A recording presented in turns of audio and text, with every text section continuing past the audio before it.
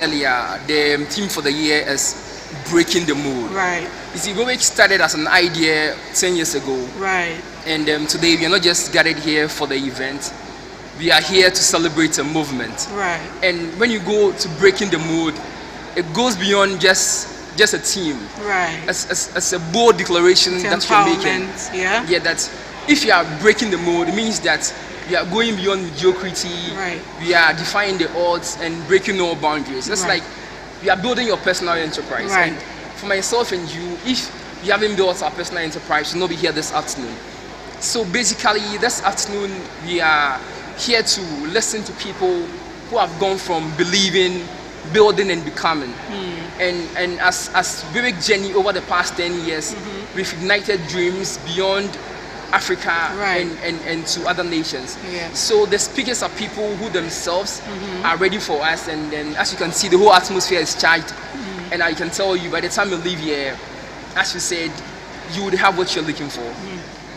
All right, Dennis. So we are on the Fireside chat today. We are going to be talking to the audience, the speakers, the team members, and in fact everyone involved today. So sure. So this Fireside chat is actually the first time. This is the maiden edition. Right. And we're about to get just beyond fire chat. This is going to be like a electric side. Right. So whatever we do here is going to set the tone for the main event. Right. So people will just get glued to your seat, expect nothing but an impactful session. Yeah. And watch yourselves being exploded. So today we are going to start with a team member. He is Mr. Cyril Amanfo, and we are going to invite him here so that we can start our fire chat conversation. So not forgetting, my name is Dennis, but anywhere you see me, you can call me Sook Boy. All right. So Dennis, what are you expecting today? Okay, so personally, knowing Bernard over the past 10 years, and the reason behind he started this, Bernard is somebody who believes so much in impacting lives of people. Right. And from where this whole idea started from, just 85 students to become this global brand, I see this as a program that has gone from ideas igniting innovation. Yeah, and it's been 10 years, so it's been quite a journey. 10 years to actually host the program, right? To sit through 10 years is not a feat that you can overlook. Right. The number of stages that has gone through, the best stage, the growing stage, the setbacks, going beyond all of this and actually establishing this to become a program that has over 2,000 people, 1,000 people, 500 people attending, means that something important is happening here, and people actually see the value in WiWIK. Right. So today, the value here is going to be substantial, and people are going to appreciate it. Right. Yeah. Right. Personally, I'm looking forward to network, to learn, and also I know by the time I leave here today, I'll be transformed because I've seen the speakers, and trust me, they are going to do a great job today. Yeah. But then looking at the speakers, I feel a little bit that they've left the men out, because you can see a lineup of so many women and just one man. But then again, it goes to tell you that women empowerment is not just something we say in the mouth. Right. It's a movement that's really happening. Right. As you can see, these are women who have gone through the stages of building their dreams and making it an actual reality. So it tells everybody here that regardless of your gender, there's no limitation. Right. You can do more. As the team says that, breaking the mold. You get it. Be innovative. Exactly. Break out from the traditional norms. And there's no room for mediocrity. Right. You get it. In our space as African, I think one of the main things that we celebrate is mediocrity. And anytime mediocrity comes to the picture, you're like, you celebrate early success and then we hold back. I remember 5 years ago, when we were celebrating the 5 years of WiWIK, I was with Bernard. And he could have stopped at that 5 years, but he has seen that, no, we have to launch this beyond 10 years. Dennis, you know what? You're going to tell me more of this when we come back. I'm told Mr. Cyril Amanfo, who is a team member of the WiWIK conference, is ready. So I would like to invite Mr. Cyril with me. Yes. Okay. So I'll take it.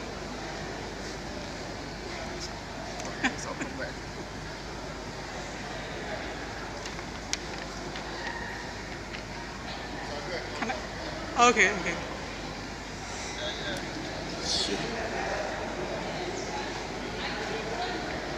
Welcome again. Hello, Saba.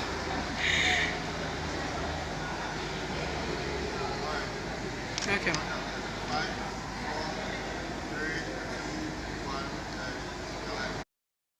Hello everyone, welcome back once again. My name is Aisha Bedwi and I'm joined by Mr. Cyril Amanfo. Did I get the name right? That's correct. Welcome. Thank you, Saba. Okay, so let's start. I want to know what the WiWIK conference is about and how it started. Because I know today is like the 10 years anniversary. Yeah. So tell me more about it. Yes, and seeing 10 years of WiWIK is so exciting.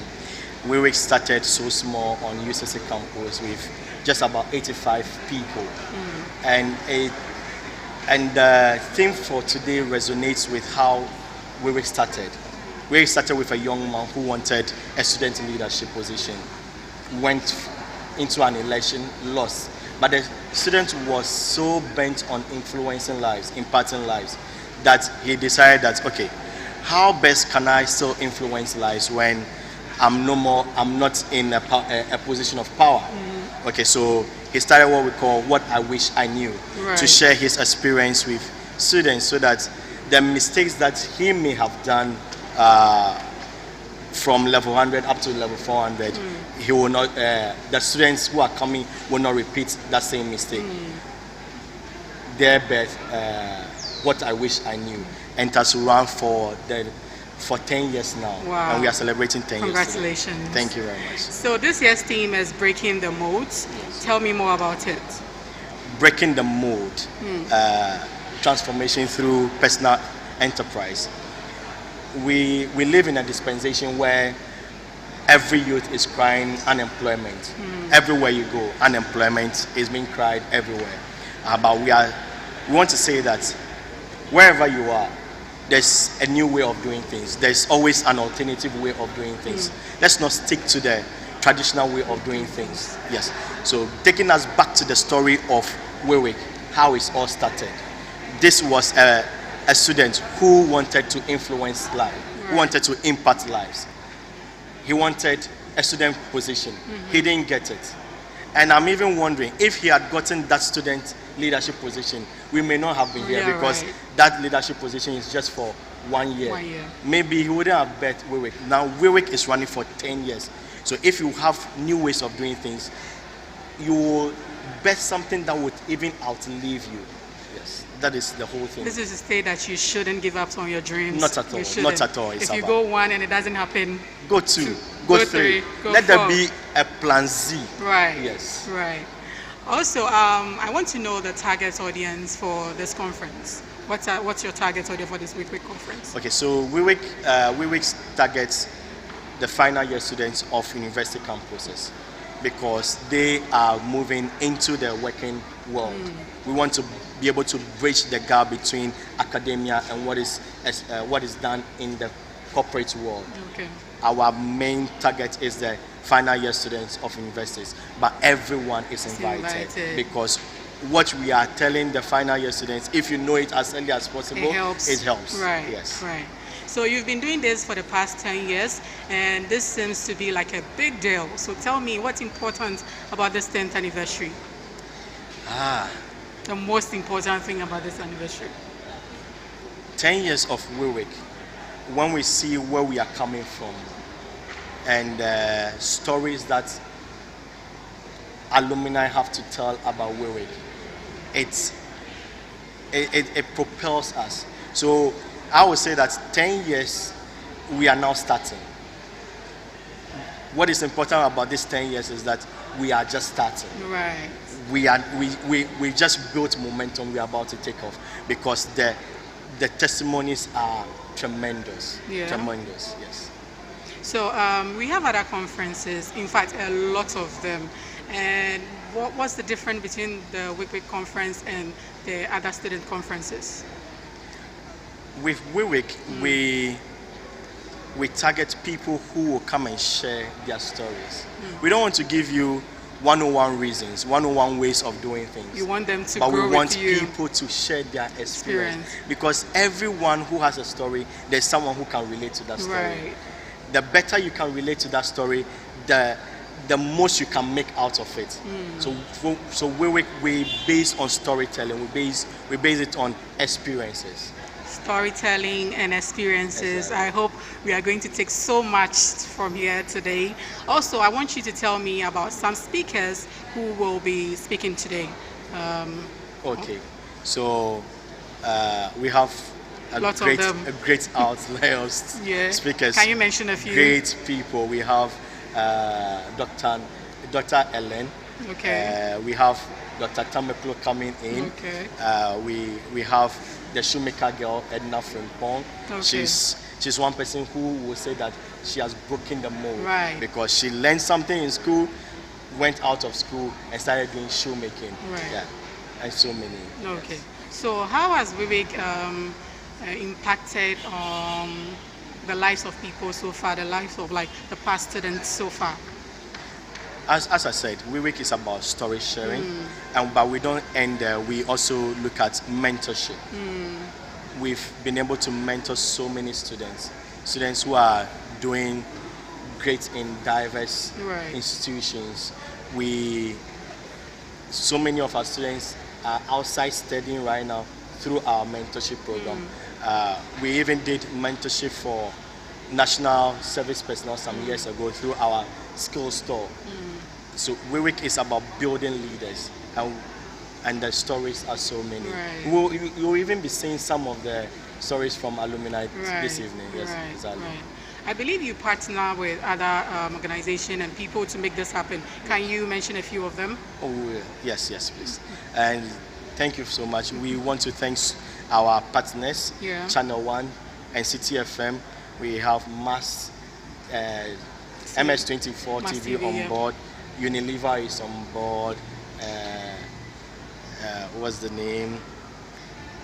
Young Investors Network, Young Investors Network, Ravens Consult. Booking Electronic. Yes, Ellen. Oh, a lot of them. A In lot fact, of a them, lot. a lot. All right. So last but not the least, I want you to tell me WiWIK's vision in the next 10 years. What do you see in the next 10 years for WiWIK? Okay, so as I said, we are targeting final year students of universities. So in the next 10 years, we want to see WiWIK on every campus. Right. It started on UCC campus. We had a time on UPSC campus. We are on University of Ghana campus. We want to see it on all the campuses in Ghana. Right. Yes. Okay, so if someone is watching this from home, they didn't know about this very edition, how would they participate? Is there a way to go about it? Thankfully, we are running a hybrid program this evening. So if you are not here in person, you can join us on YouTube Live. You can join us on Facebook Live. Okay. Just look for Apex Human Consult on YouTube and you'll join live. So do you have a link? Let's say in future, if someone wants to be a part of this conference, do you have a website, a link someone can just... So we always advise that you register. It's a free program, but all register. So as soon as you register, we send you the link. Everyone who has registered will have the link. Okay. Thank you so much, Cyril. It's been amazing talking to you. See you inside. All right.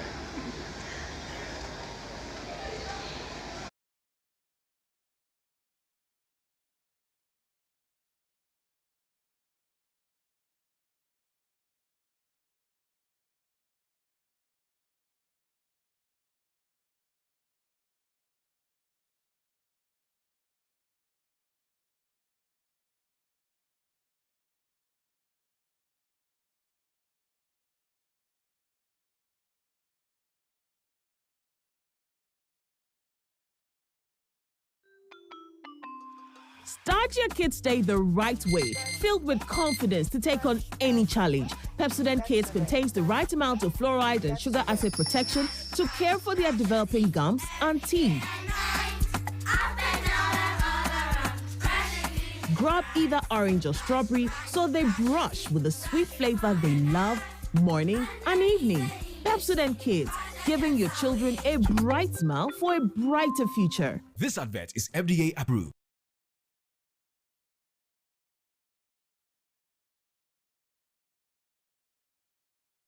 What are your expectations? Well, I want to be blown away as much as the students over here. I also want them to be blown away and bamboozled. That's the word I want to use for the students. And bamboozle? Once you're breaking the mold, you are giving yourself the opportunity to actually be independent of yourself and then chart a certain course that actually defines who you are as a person. So for me, I want to be blown away, and I look at the list of speakers that are available for today, and I'm sure that I'm going to have that effect, and I'm sure that the students are also going to experience the same. Okay. As the MC, what are you bringing on board to make the program a success? Well, this is me. Just what you see is what you get. Right. Just like I'm having a conversation with you, I'm just going to be running through the same way. I'm also going to be looking out for spontaneous occurrences where we can inject some humor and then have a little bit of fun as we learn and go along the way. Okay. Is this your first time with WiWIK, or you have an experience you want? This is my first time. Oh. Yeah, this is my first time. Good to But I've hear. known Bernard for a couple of years. Okay. So I happen to have been called a couple of weeks ago to be part of this year's, and I'm like, okay, that's good. Okay. Yeah, we follow each other on Instagram. We chit-chat when we have to. Okay. And it's been always great, when we do that. All right. Your final words to everyone here. Well, pay attention. Make sure that you have your pen and then paper or notes beside you. Take note of Take everything. note of the stories that would inspire you, because it is stories that actually will move us. As soon as you resonate with the story, it stays with you. And the steps that story carries that inspired you, you also would like to take that step to actually change and redefine your position in life. Wow. As soon as you resonate with the story, it stays with you. It stays with you. That was smart. Thank you so much, Nana. Thank you, Kwesi. Esaba. It's good having you here today. It's good to see you too. And see you inside. All right then. All the best.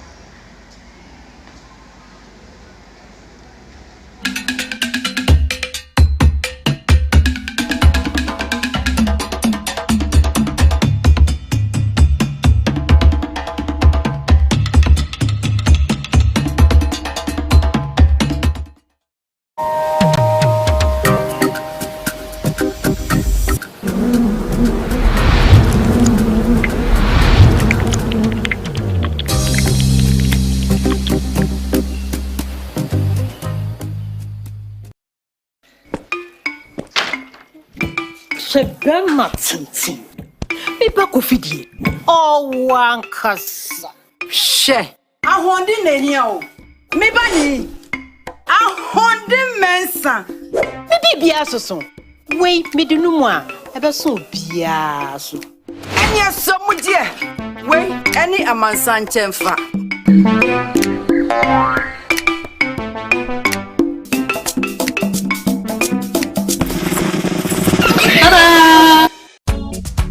Pepsodent Kokroko promo ni e ye Pepsodent Crescendo Consult and the 25 grams account. Se wo de na boabusia no ho bai. Na se wo si modern. We nkuwa de me no ya achi. Pepsodent. We de so Pepsodent Kokroko promo ni e ye Pepsodent Crescendo Consult and the 25 grams account. Se wo de na boabusia no ho bai. Na se wo si modern. FDA aji gradient cracks wo atum.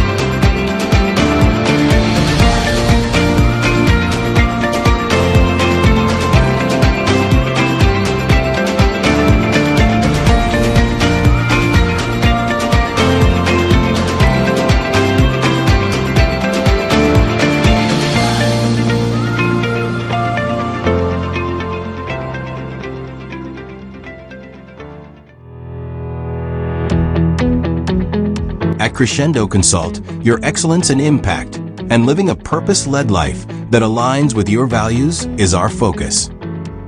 We are committed to partnering with you to soar and scale unlimited heights of excellence. For all your coaching, training, consulting needs, we are here to help you. We are your partner for growth of all kinds, and we help you scale challenges as a consulting, people development, and training firm. We are here to empower and equip you on your journey to excel and to make an impact. Welcome to Crescendo Consult Limited. Reach out to us at... If you don't sleep soundly at night, then what's the essence of that financial freedom?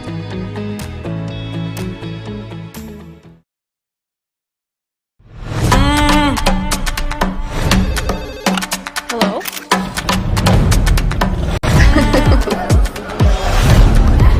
I think being with all the models and we worked so hard for this. Balotelli! Aguero!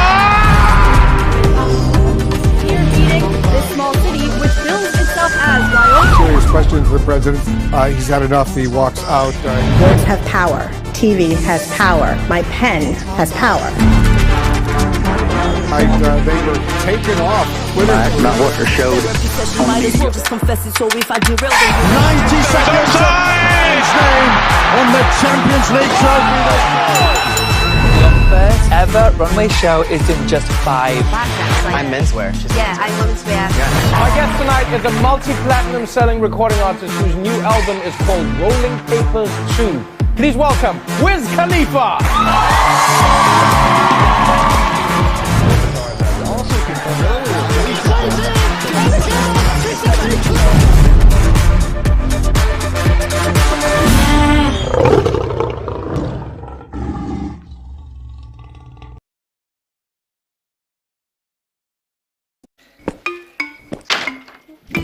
Sebema tsintin.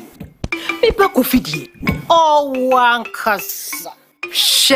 Ahondi nenia o. Me ba ni. Ahondi mensa. Me bibia soso. Wei me dunu mu a ebe so bia so. Enya somu die. Wei eni amansa nchemfa.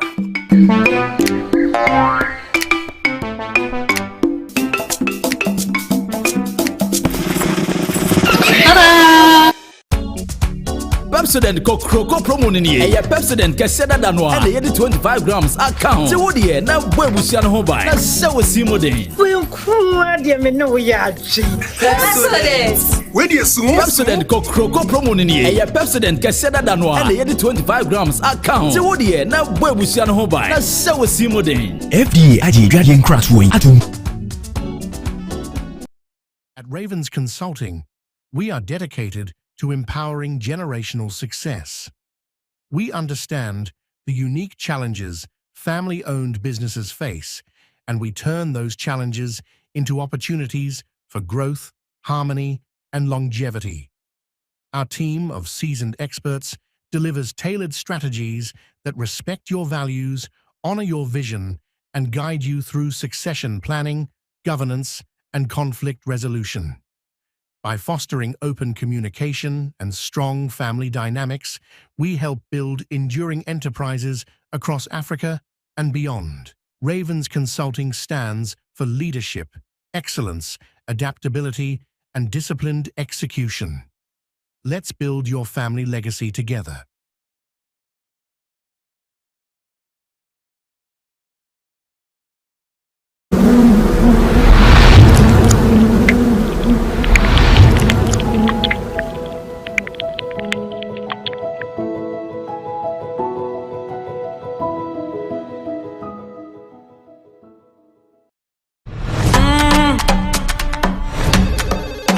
Hello?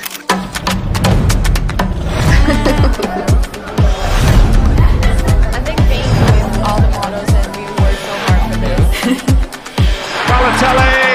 Aguero! Here beating this small city, which bills itself as Wyoming. Serious questions to the president. He's had enough. He walks out. Words have power. TV has power. My pen has power. They were taken off. Not what they're showed.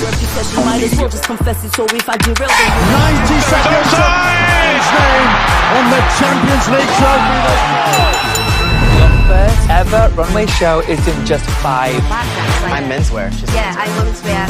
My guest tonight is a multi-platinum selling recording artist whose new album is called Rolling Papers 2. Please welcome Wiz Khalifa.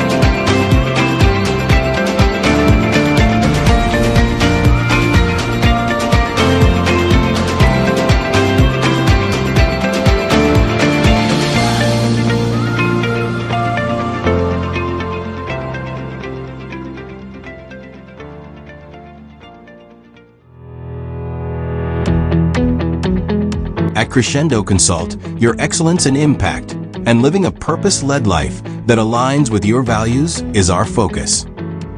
We are committed to partnering with you to soar and scale unlimited heights of excellence. For all your coaching, training, consulting needs, we are here to help you. We are your partner for growth of all kinds, and we help you scale challenges as a consulting, people development, and training firm.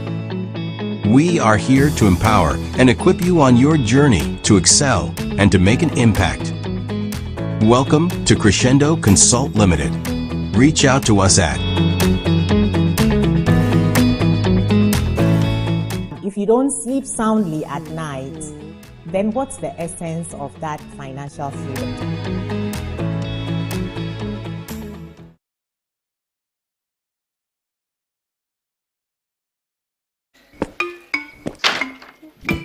Sebema tintin. Biba kofidie. Wankasa. She. Ahondi nehia o. Me bani. Ahondi mensa. Me bibia soso. Wei me dunu a ebeso bia so. Eni asomu die. Wei eni amansa nchemfa.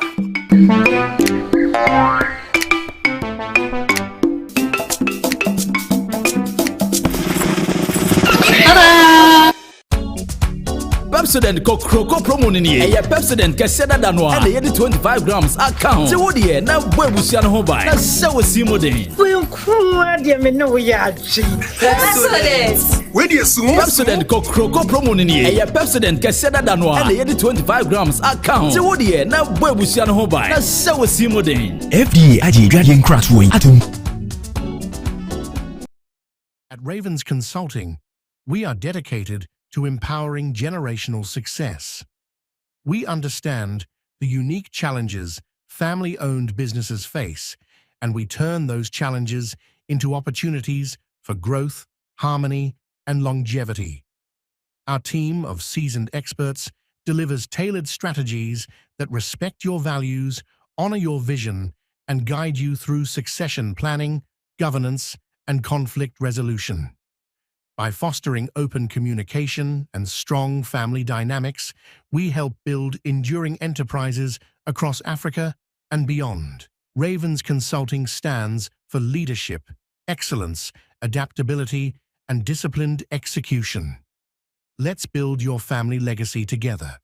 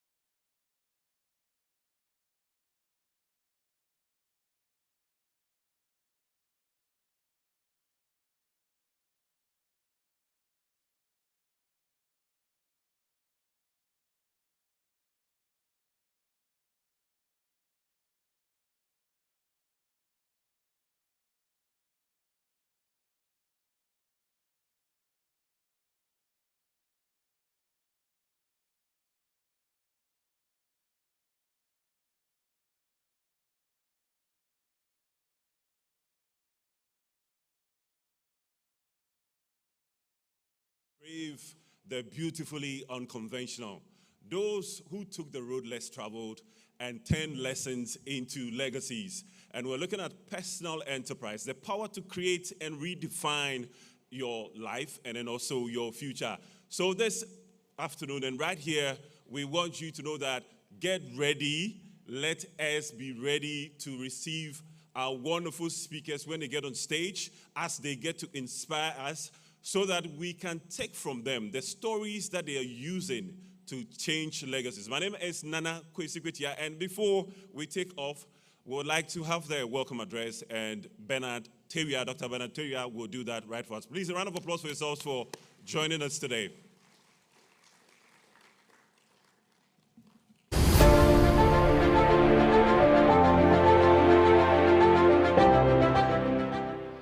Hello there, my name is Bernard Teria, the convener of the What I Wish I Knew conference, a conference that has impacted over 10,000 lives in the last decades. One of the greatest honors of my life has been to give the opening remark at the WiWIK conference, a responsibility I do not take lightly. Whether it was before the first 85 attendees at our maiden edition, or before 3,000 participants at our conference in 2021, whether it was in normal times or unprecedented times like WiWIK 2020, where we had to adapt and pivot swiftly to organize a conference in a pandemic. Whatever season, whatever the time, throughout all these editions, we've remained grounded in our mission, which is to educate, advise, and inspire. Through the lived experiences of 56 speakers from UK, USA, South Korea, New Zealand, and Nigeria, we've dared to be a light. We've dared to provide direction. We've dared to be a beacon of hope and offer a bridge to help final year students transitioning into the world of work. More importantly, we are encouraged by the successful story of our alumni, whether it had to be with coming up with some enterprising idea, finding a breakthrough career opportunity, or securing postgraduate opportunities abroad. These stories have emboldened us to stay the course in the last decade. We couldn't have come this far without the support of our founding team members. We've had people who have rallied behind this team and helped shape the conference to where it is today. Some have since moved on to other valuable and impactful ventures. But on this occasion, we reflect and say a very big thank you to our founding team members. Names like Jonathan Aite, Charles Nyameche, Ivan Sofosu-Boama. We thank you for your time with us. Wherever your path may lead, we wish you the very best. More presently, help me to say a very big thank you to our team who have worked tirelessly to ensure that WiWIK at 10 becomes a great success. Passionately led by Cyril Amanfo and Prince Kofi Apori, we say thank you very much for all the hard work you've put into this year's conference. Special mention to our matriarch and board of trustee, Mrs. Doris Ahianti. You've provided clear leadership and guidance in this year's edition. And to the speakers who have made time out of your busy schedules to join us with us this afternoon, we say a very big ayiko to you. To our incredible partners who've held us and provided resources for this year's edition to be a success, we are very grateful. And to you, the participants, in person and watching online, thanks for choosing to be here, especially in the light of the last-minute changes that we had to make, had to enforce COVID protocols to ensure the safety of everybody in this auditorium. This act in itself speaks volumes. It tells us that you are willing to pay the price for success, even if it comes at a discomfort. It tells us that you are ready.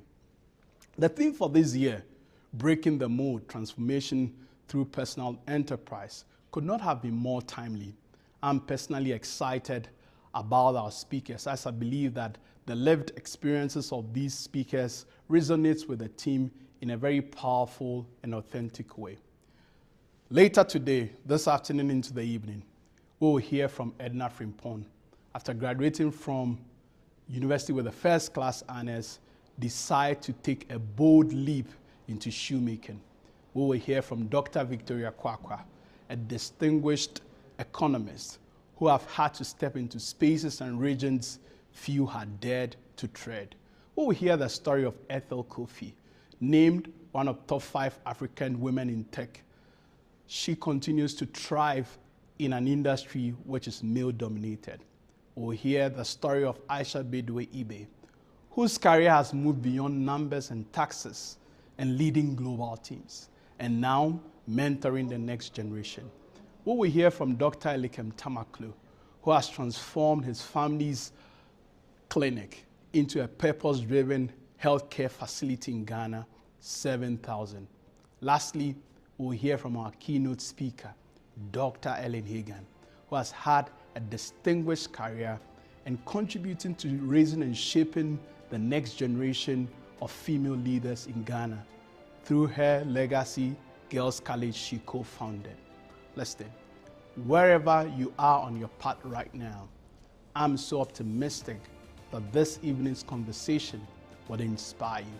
It will get you to think, it will get you to reflect, it will get you to act, and more importantly, get you to understand that breaking the mold is possible, and not only possible, but is important. Welcome aboard. It's exciting. It's WiWIK at 10. Wishing you an impact-filled and fun-filled WiWIK conference. Yours truly, your convener, Dr. Bernard.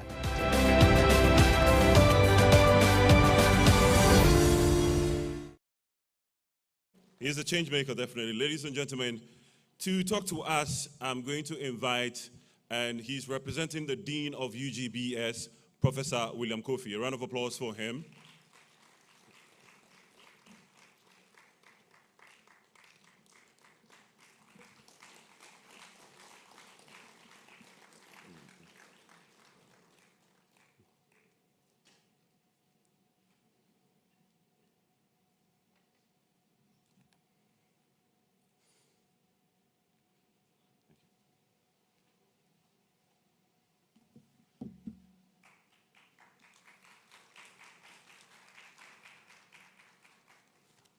Good evening, everyone.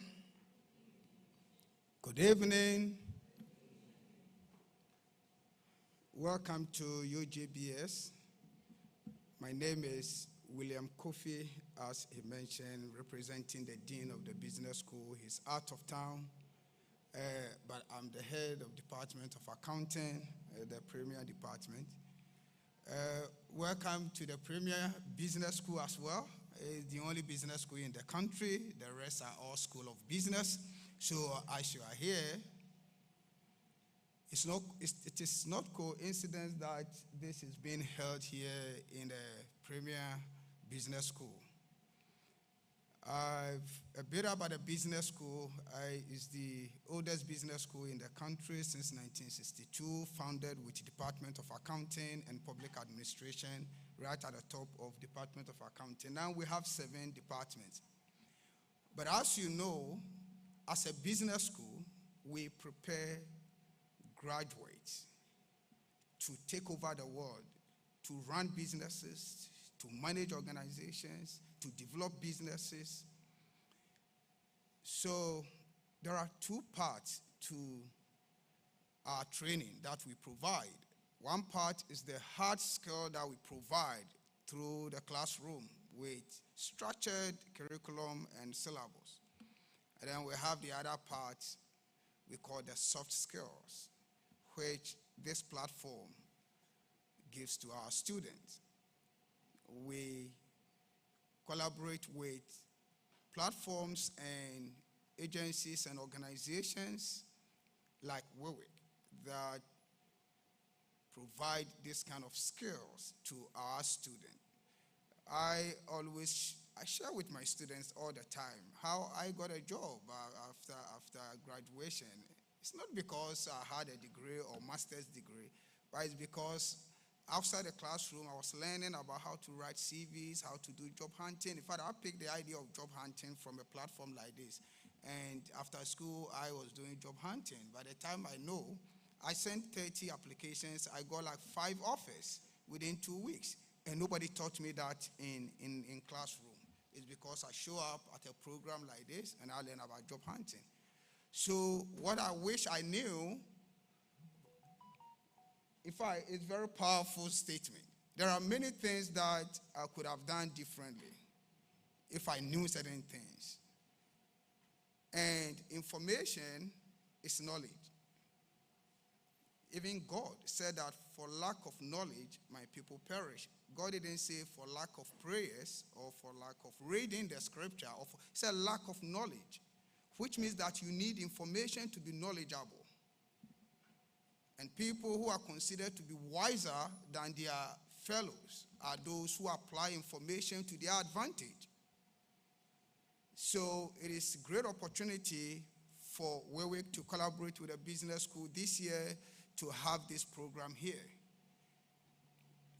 And I was expecting to see a packed place and packed outside, because this is such an important part of your development. Much more important, if not equally important, to what we do in the classroom, because like I said, it is what I learned in business school outside the classroom that got me where I am. So it is very, very important that you show up such programs, because the class of people you're going to have here, I saw on the screen, who are going to talk to you. I think 2 years ago, Mr. Kafude was here. We had a program here, and then with a former beauty queen and a former presidential candidate. Was it for PPP or they were here, and it was great. The feedback that we had was so great. This Tuesday we had SAP coming here, and then it was great. So this is a great opportunity. Anytime there is such kind of a program, show up and you see the benefit of such. So I welcome you, everyone. I know that there are others from outside UG, outside the business school.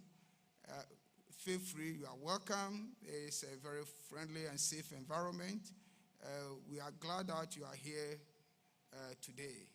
We hope that for those of you who are from different universities, after you finish your degree, come here and do another degree to wash whatever you had from elsewhere. We have great, great, great degree programs, masters, PhDs. Come and then do it and then seal your degree, okay, with one of our business school programs. So thank you for coming, and once again, enjoy the program and enjoy the space. Thank you.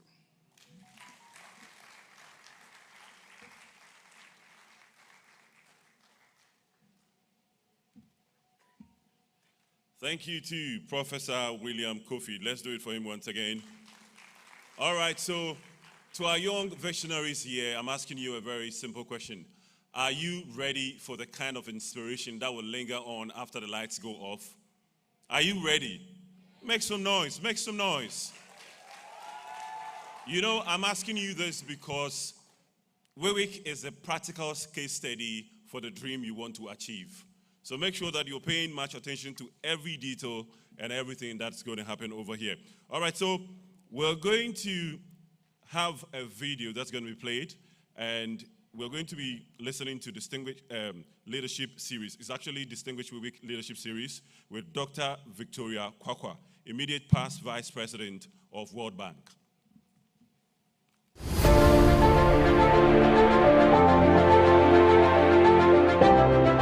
Hello and welcome to the Distinguished WiWIK Leadership Series. Guest is a Ghanaian economist who has over 3 decades of experience in international development. Until recently, she was the Vice President at the World Bank.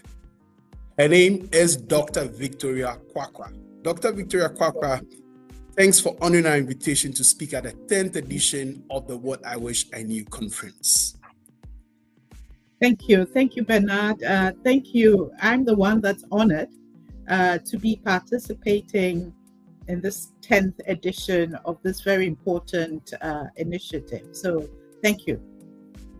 Okay, so to start off with, you've had a very distinguished career over 30 years, and I want you to share your journey with us and instances you've had to break the mold and some lessons we can learn or pick from it. Sure. Thank you so much. Look, I think a couple of things have been really important in my success, and I wanted to mention them right at the beginning.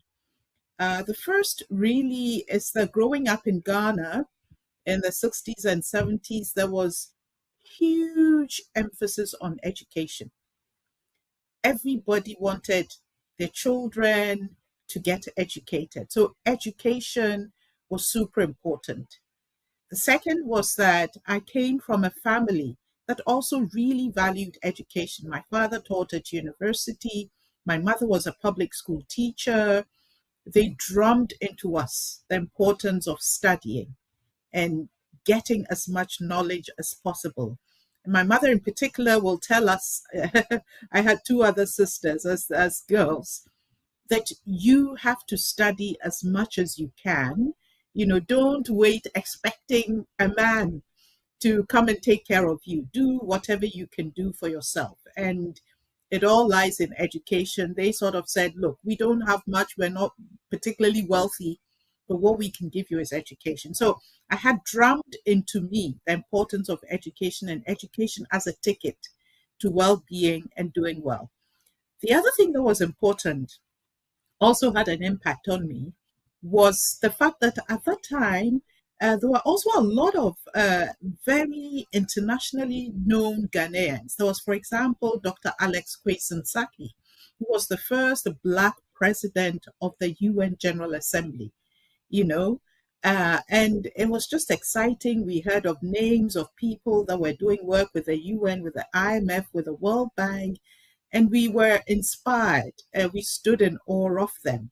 And at that time, since things weren't so easy in Ghana, we thought we would all like to be like them. You know, so just wanted to give that as a bit of a background because I think it's shaped my career journey.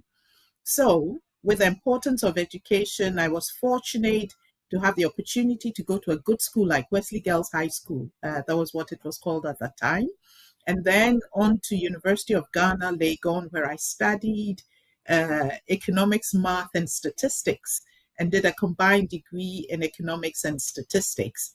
And then after that, you know, wanting to do more, to learn more, was fortunate to get opportunity to go to school in Canada, Queen's University, did a master's, did a PhD, you know, with a bit of a focus on international finance and trade, monetary theory, and I did some development economics as well.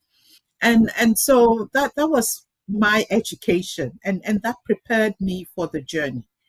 And so after that, I got a chance to teach at university in Canada. So I taught a couple of years. I took 1 year of school and taught at Trent University in Peterborough, Ontario, which was a bit of a liberal arts college, as we see in the US. And luckily, there were a lot of African students, and I was really excited to get that opportunity. And then after I finished my thesis, I got a teaching opportunity at the University of Regina in Saskatchewan.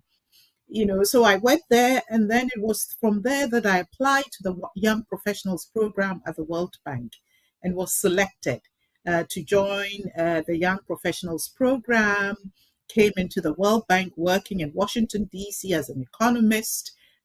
We call them country economists. So you focus on specific countries and do a range of economic work, including analysis, research, you know, macroeconomic modeling, etc., and contributing to policy advice. So I did that for a while in Africa. Then I did some in East Asia.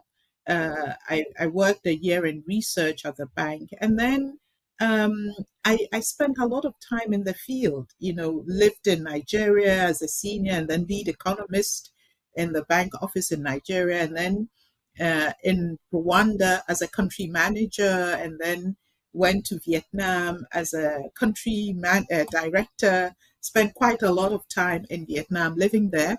And then got the opportunity to be a vice president for East Asia and the Pacific. Did that for 5 years.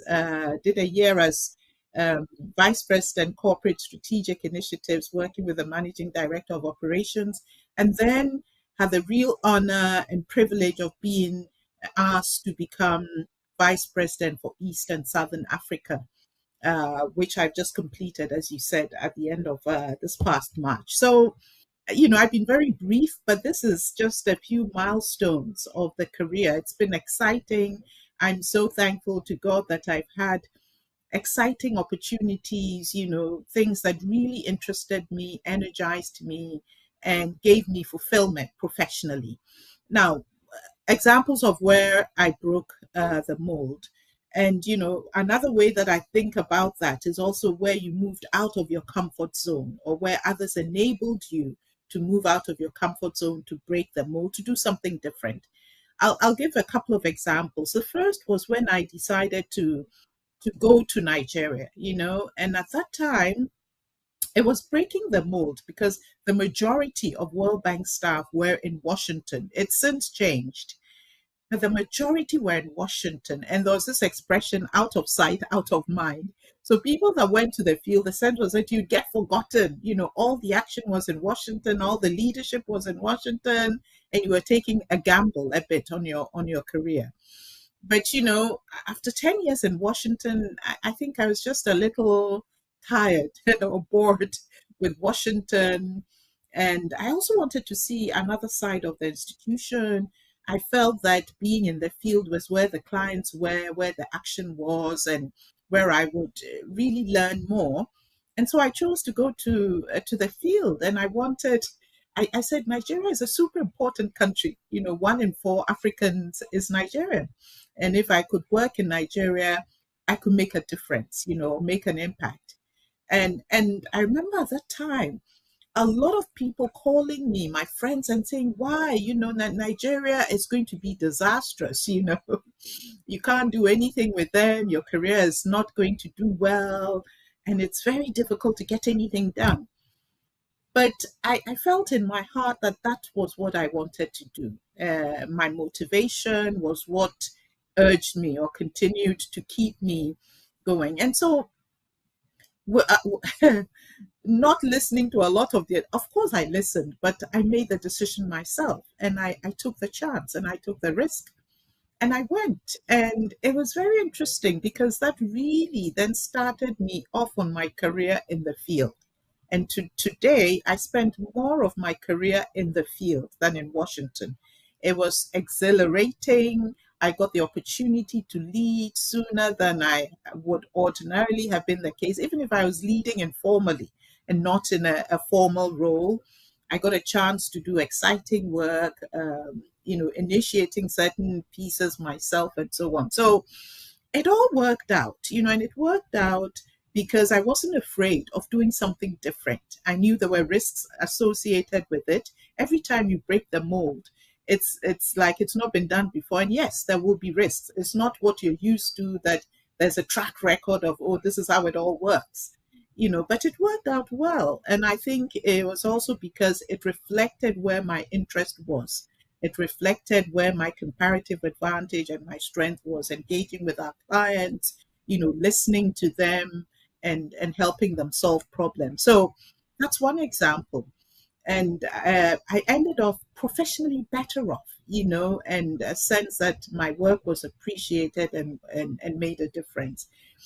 To some extent, my career progress did delay a little bit, but for me at that time, it wasn't really a bother because I thought I was enjoying myself so much and I was learning so much, and I felt I was making a contribution.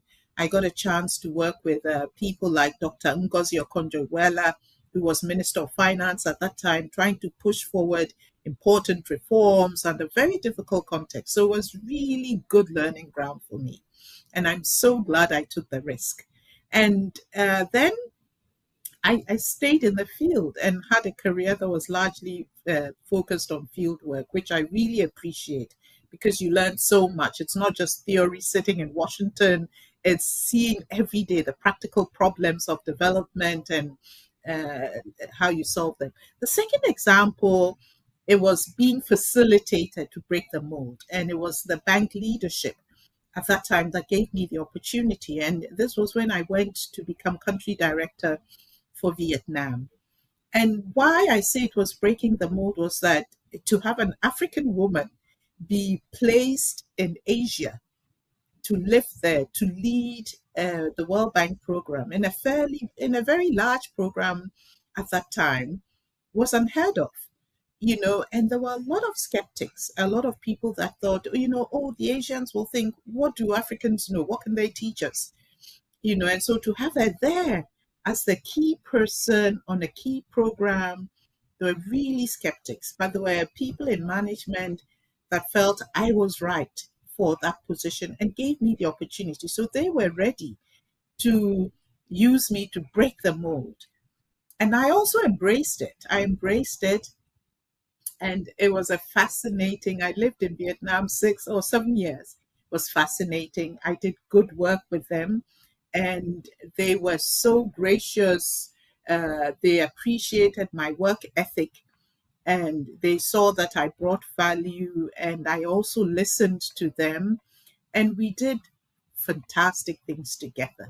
So that's another example, one example where I took the initiative myself, and I said, I'm going to do something that's different, even when advice was don't.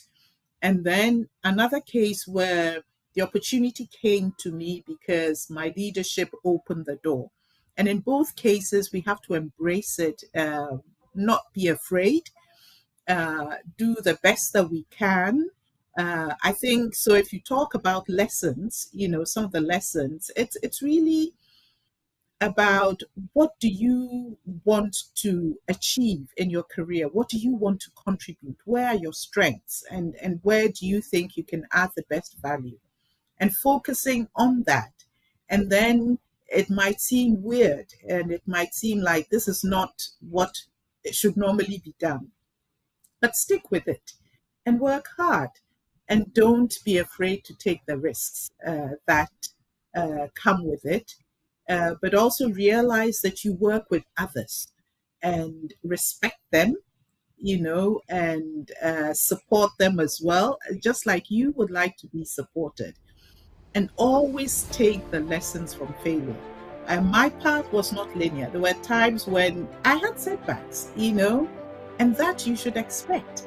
But it's always the opportunity to learn and to get to the next level. So you pick yourself up, you dust yourself, and you say, so what's next? And you do it. So that's being resilient. That's being saying, okay, yes, so I've had a setback, but that's not the end. What do I learn from it? I've learned such and such. And you take it into the next thing. And so that resilience, taking calculated risks, and always learning. And for me, I think what is super, super important is treating people as you would like to treat them.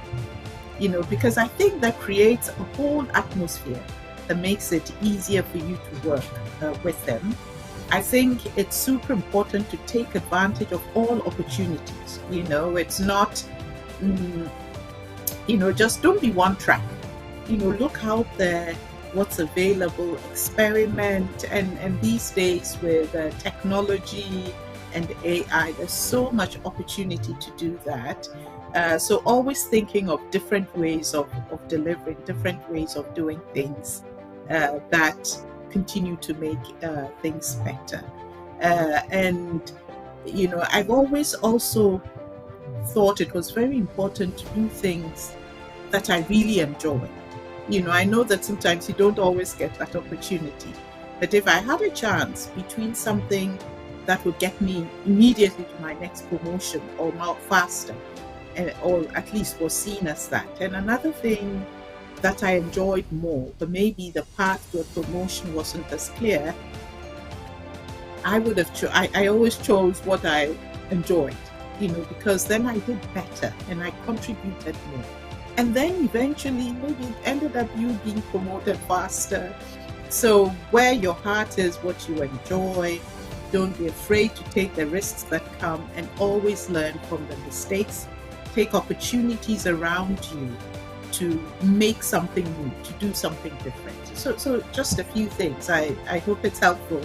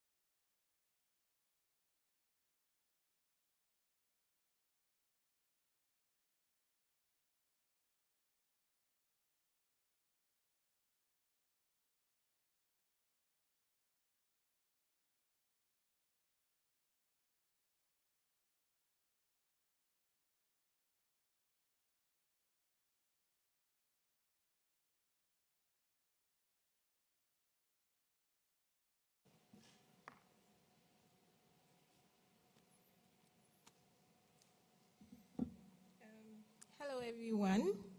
Good afternoon. I'm really pleased to be here, to see us all here, because I was once here and an alumnus of the University of Ghana. And so I was really proud when the representing the dean was speaking.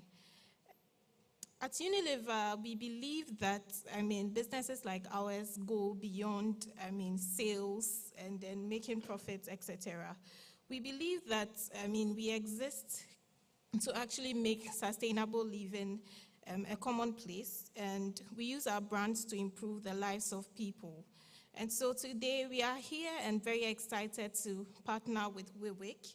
And so, with our numerous brands like Pepsodent, supporting World Oral Health Day, and also with Geisha promoting our brand to be rooted with the natural ingredients. And then we also have Lifebuoy as well, which champions hand hygiene. And then Vaseline, which protects and restores our skin. And so our brands are built with purpose at their core. And with someone who has been privileged to work on such brands, I would want to share what I wish I knew when I was a student. And so back then, I thought that success meant that, you'd have it all figured out after graduation. But the truth is that I joined Unilever, and I didn't get all the answers that I thought I would get after getting a job. And so to every student here, I would like to say that don't rush the journey. Ask questions and be bold, and be sure that once you are humble and you're humble enough to learn, you would make it. And to remember that the best careers are built one step at a time, with the purpose of guiding you in every way. And Unilever is proud to be partnered with WiWIK today, and we are here to journey on with you, not just today, but to be a partner with you for the future. Thank you, and enjoy the rest of the program.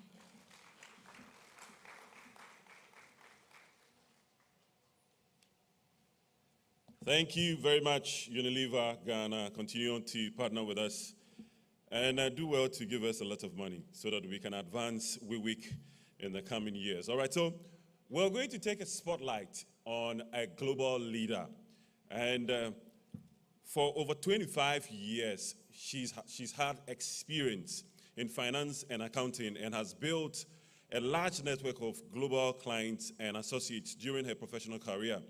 She has also served as the president of the American Chamber of Commerce, that is Ghana, from 2019 to 2025, and also a consultant. And she's also been part as a consultant and member of the MasterCard Foundation in Ghana from 2020 to 2025. Currently, she is the leader she's the tax leader for PwC Ghana, PwC West Africa area, and is also the PwC Global Tax and Legal Services People leader. Ladies and gentlemen, with a round of applause, let's welcome Aisha Bedwi Ibe.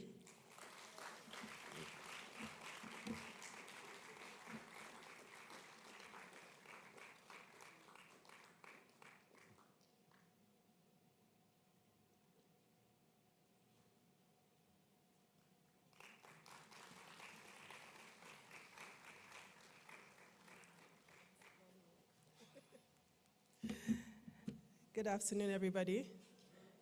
Good afternoon, everybody. I hope we are awake. It's a pleasure to be here today. I was just telling our host that it's a long walk to the podium. Yeah, so thank you very much once again for this opportunity. I want to say a special welcome and congratulations to Bernard Tewia and his team. Can we put our hands together for them?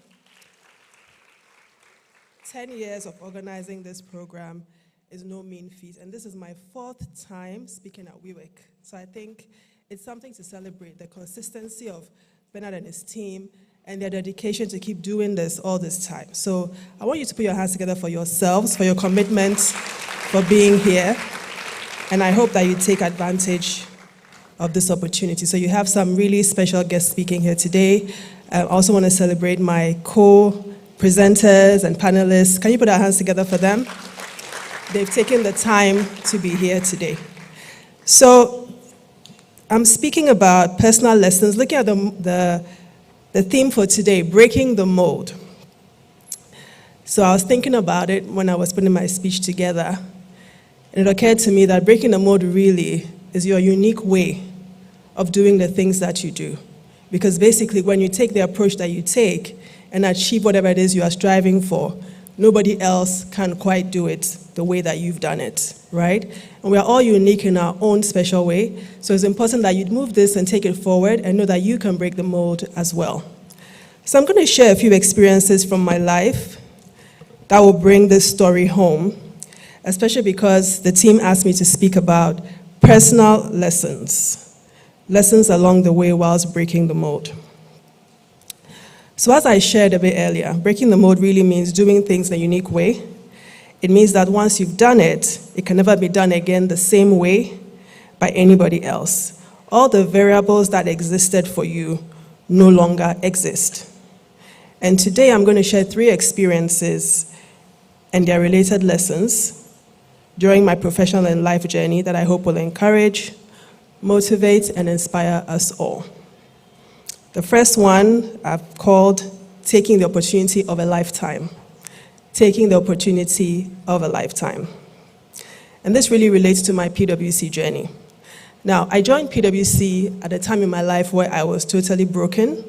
I'd experienced some serious trauma, I was grieving, and I got the opportunity. But before that happened, I was working somewhere else, and I really felt that the place was not really the best fit for me. Sometimes we feel that way, that we don't really belong where we are, and it's time to shift. Do I have a witness? Yeah, so I'm not just the only one. And so I was experiencing that, period of feeling that, listen, this is not really the best place for me. Not that it's a bad place, but I felt I belonged somewhere else, and I really wanted to work at PwC. And I was doing the best way I was, but I had a conversation with a friend, a colleague, just to say, I'd really love to work at PwC. And he said, so would I. And I know that there's a particular person there who is a decision maker. And he mentioned the person's name. Actually, I'll say his name. His name is Mark. And I was like, how do we get to Mark? And he said, I don't know. But if you get to Mark, he's the person who can sort of open the door. So I spent a few days thinking about this and thinking, okay, how will I get to this Mark person? All I knew about him is that his name was Mark, and he was a white English gentleman, and he was a decision maker at PwC. So I thought about it, and I carried on with my life, working, raising my young child at the time, and just trying to rebuild my life. Now, what happened next I can only call supernatural. Because without speaking to anybody else, apart from my colleague I spoke to a few days earlier, I went to do a normal thing I used to do all the time, take my child to the playground to play. And whilst we were at that playground, doing the normal things that we do, I looked up and I saw a white English gentleman with 3 mixed-race children. And I can say that in that moment, and I can't tell you how I knew that he was Mark. I knew that he was a person I needed to speak to. And that's why it's really important to have conviction and to have discernment. Because nobody gave me this information, but I just knew. Now, the second important thing I want to bring out from this part of the story is that I put together all my courage. Because I had to walk over, I was determined to walk over to this gentleman and ask him whether he was Mark. And that's exactly what I did. I went over and I said to him, do you happen perchance to be Mark? And he said, yes, why? Okay, in that question, he was giving me an opportunity to explain why. And I said to him point blank, I hear you at PwC and I want to work there. And it was as simple as that. Sometimes we have to gather all our courage and go for what we believe is ours. And what I can share is that from that conversation, he said to me, your timing is perfect. We are looking for people who want to specialize in tax like you. He said, I'll tell my fellow partner about you, and let's see what happens. Within 24 hours, I got a phone call. Within 48 hours, I had an interview. Within another 48 hours, I had the job. And for me, that's an undeniable supernatural activity because it was almost as though, for those of us who enjoy sci-fi movies, who enjoy sci-fi movies here? Yeah. If you enjoy sci-fi movies, you understand that sometimes things happen which are equivalent to a portal being opened for you. Now, when that portal is opened, You have a split second or a very short time to make a decision to go through it. And when it closes, it is closed. It's not going to open for anybody else. And even if it does, it will not open in the same way and at the same time. And that is what I made it equivalent to. It was a portal that was open for me. All the variables were in place. It was a particular time in place, a particular time in the world. And I took that opportunity and I ran with it. And 20 years later, I've been with the firm and I've built an amazing career that I can only be thankful to God for. So my encouragement and my first lesson really is about taking the opportunity, because that opportunity could be one of a lifetime. The second lesson that I'll share is about determining the size of your vision. Determining the size of your vision. Sometimes you will receive a God-given vision to do something. Now you have the decision to make whether you're actually going to follow through or not.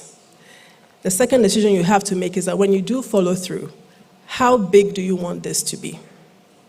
Because it can be as big as you want it to be, or it can be as small as you're willing for it to be. But that decision absolutely lies in your hands. So I'll share a brief story where I experienced this. I never planned to write a book, but I found myself receiving instructions from God through a dream to start what I could only describe as an Instagram page, because I heard the word page, right?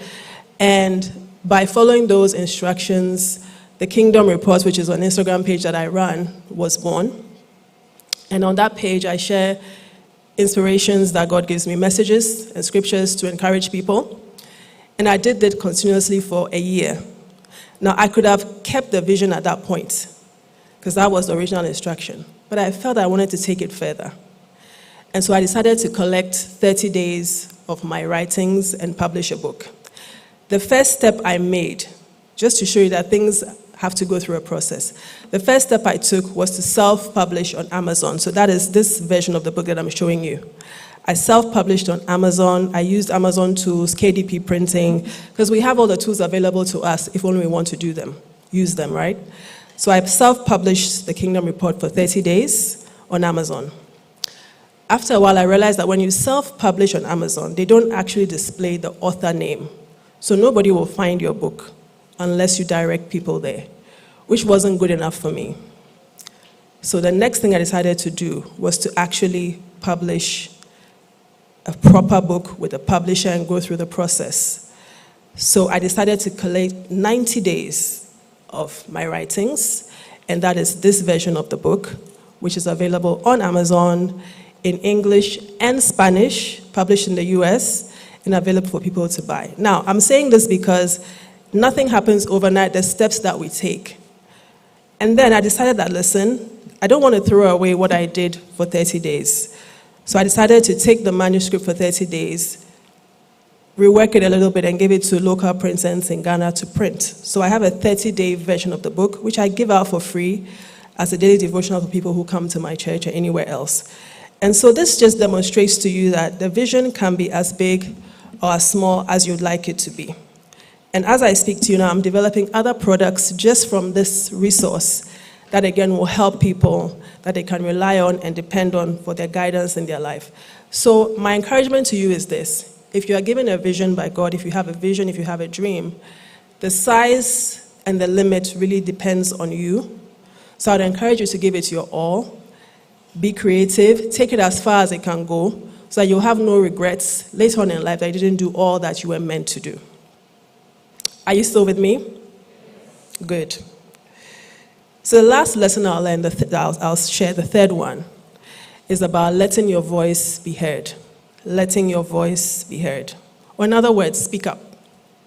Speak up. Now, one of the lessons that I've learned is that opportunities can come your way. You may think that they may be random, but actually that is not the case.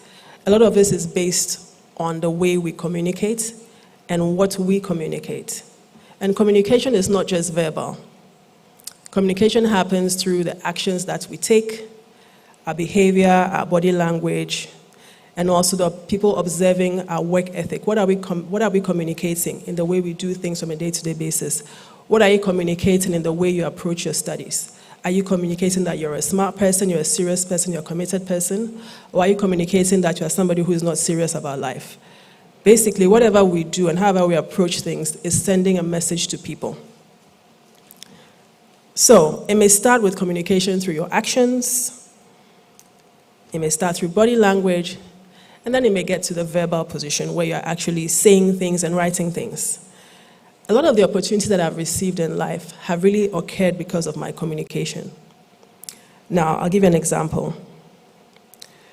About 11 years ago, I was recommended by a friend to be part of a really lovely competition that was organized by Vlisco. I see Mrs. Ellen Hagan, who was the first ever winner of the Vlisco Brand Ambassador competition. So yeah, let's put our hands together for her.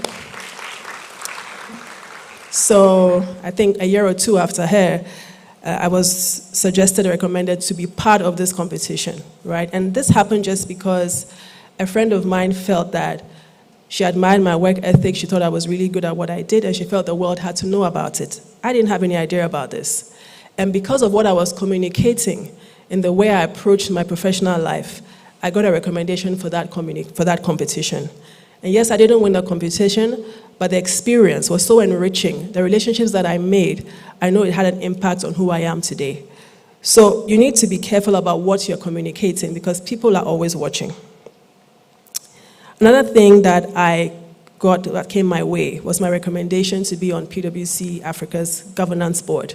And the governance board is, the oversight authority over how the firm is managed. One of the reasons I was told I was recommended for the time I stepped on the governance board was because I was straightforward and truthful. Sometimes a bit too straightforward, but something I'm working on. But you see, that was the reason why I was recommended to have that opportunity, because of the way I approached things, the way I dealt with people. Again, it was being observed. Shortly after that, I started writing a blog called Careers 1825, because I'm somebody who's very passionate about things like this, WiWIK and other opportunities to help guide students towards the right careers for themselves. I decided to have my own blog where I wrote about all these opportunities, things that I felt people should do to enhance their presence, to make themselves more marketable, help them with their careers. I felt that the way I could have maximum reach was to write about it. And because I made that decision to do something that I was genuinely interested and passionate about, I received so many opportunities, speaking engagements like this, conference invitations, all because I was expressing and communicating something I was genuinely passionate about and wanted to help people to achieve their purpose in life. And so, again, communication is really important. The message that you're sending across determines the opportunities that you may receive and where you get to in life. And so what I'll say is let your voice be heard, whether it's your audible voice, your writing voice, your behaviors, your actions, the way you treat people, let it be heard in a positive way, and this will definitely impact the opportunities that you get to receive. So in closing, what I'll share with you is that I hope sincerely that my story inspires you to break the mold in your life as well. You have so much to offer, so take the opportunity, determine the size of your vision, and let the world hear your voice. Thank you very much, and I wish you a good rest of the evening.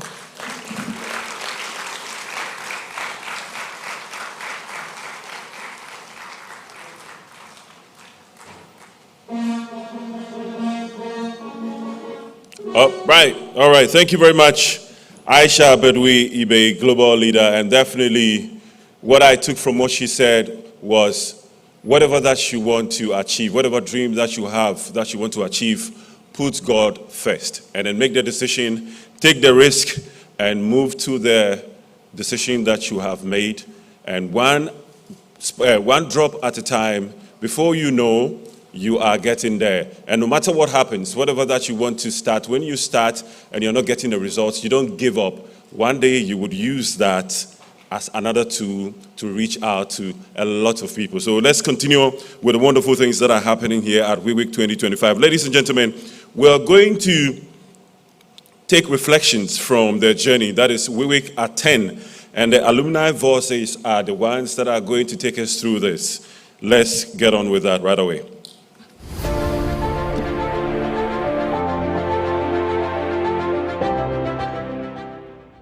Hello everyone, my name is Alexander Asari, a WiWIK alumnus from 2016 and 2017. I'm excited to be part of WiWIK as it's celebrating its 10th anniversary. Currently, I'm an MBA candidate at the Duke Fuqua School of Business. I've attended multiple WiWIK conferences and I've been a partner since 2020 as well. One of the resonating themes among these events is building a great network. This has been instrumental in my life and throughout my career, from meeting people from WiWIK conferences and building lifelong friendship. As WiWIK celebrates its 10th anniversary today, all I can say is, Aiko.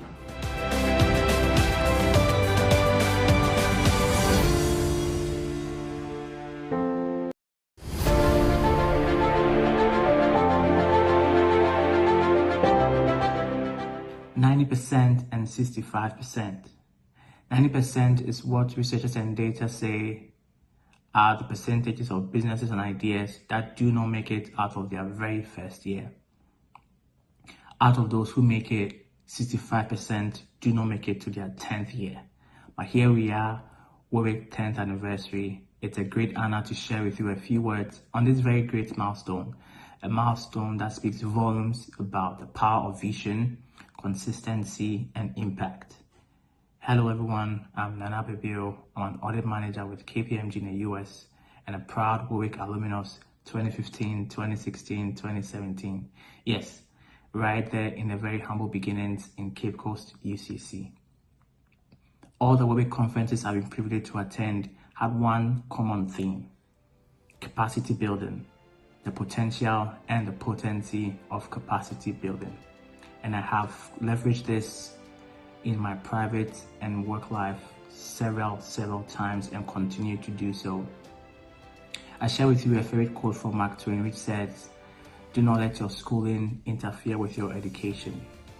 One interpretation of that quote means that learning extends beyond the confines of formal education. And it is this zone that WiWIK is ordained to make impact. I challenge you in this year's conference, intentionally think, what did I wish I knew from this year's theme, and intentionally get it from it. A big congratulations to the WiWIK team, a remarkable decade of impact. Happy 10th anniversary. The future we are building is exciting.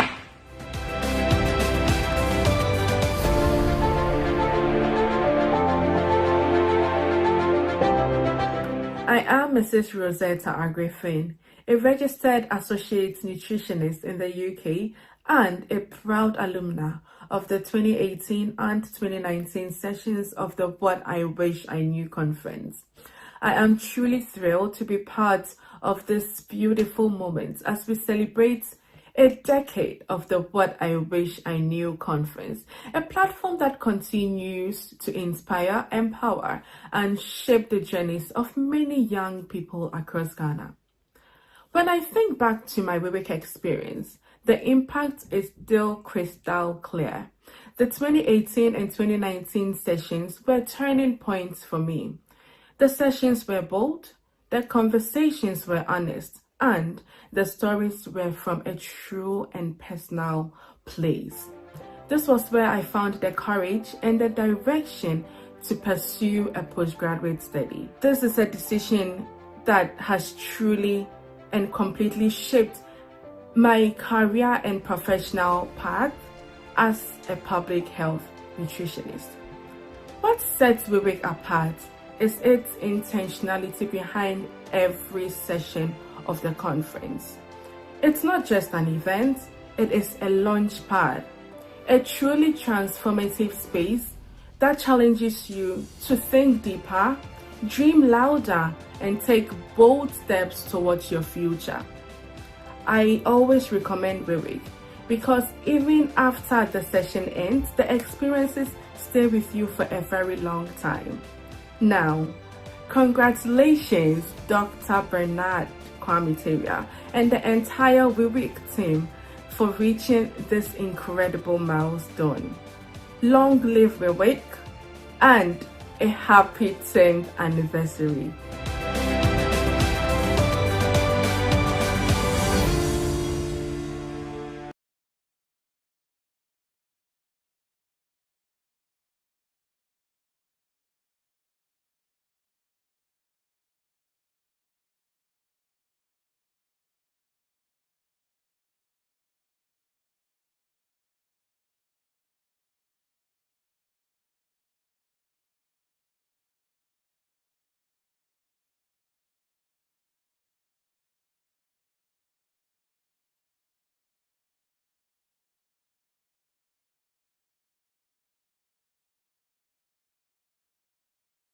To Facebook and then YouTube. All right, so we're going to have a short musical break, and I'm going to invite Eco Cultural Troupe.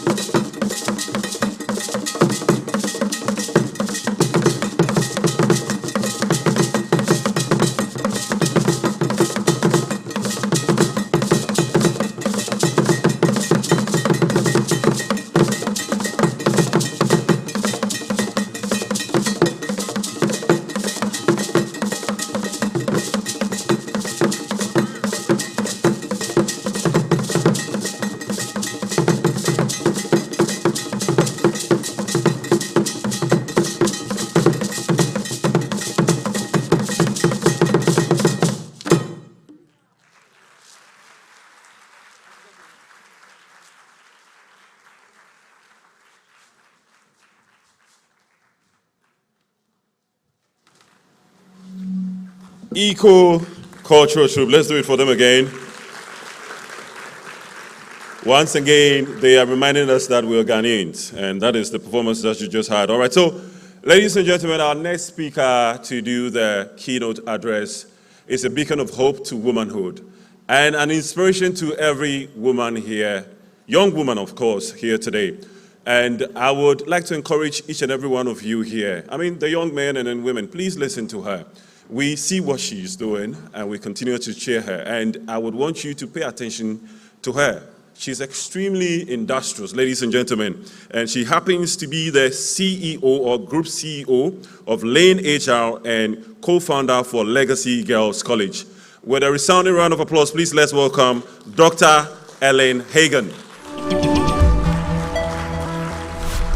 Meet Dr. Mrs. Ellen Hagan, a pioneer, a leader, a visionary. She is the founder and CEO of Lane Services, Ghana's leading HR company, setting the gold standard in human capital development and transforming the way businesses in Ghana grow their people. Through Lane, she's built a legacy of excellence, helping thousands find their careers and creating innovative HR solutions that keep Ghana at the cutting edge of talent management. But her impact goes beyond the corporate world. Driven by her passion for empowering youth and women, she co-founded Legacy Girls College, the only all-girls private school in Ghana with a curriculum designed to build critical thinkers and ethical leaders, and is a proud recipient of prestigious awards including the Emmy Ultimate Woman of the Year Award and the CIMG Marketing Woman of the Year Award. She's helped over 30,000 individuals find employment and provided mentorship to countless others, leaving a legacy that empowers the next generation. For all these accomplishments and more, we celebrate Dr. Ellen Hagan, an unstoppable force and a trailblazer in HR, a champion for youth and women, and a true icon of leadership and legacy.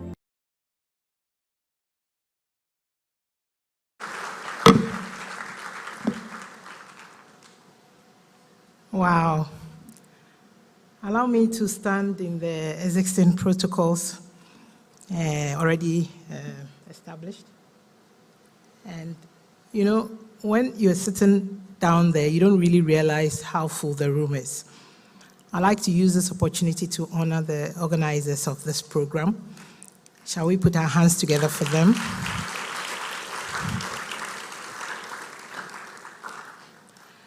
Believe me, in our heyday, we didn't have a lot of such opportunities.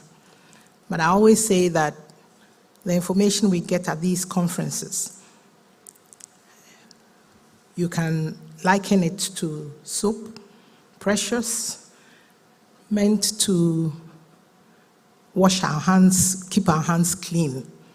But you will have to use the soap under running water, rub your hands very firmly together under running water before your hands will get clean. So you may have soap, but you can still have dirty hands. I hope I'm preaching to the choir when I say that after everything is said and done, if you don't use the information, it's as good as you haven't attended the conference. So if you're happy about what I've said, can you put your hands together?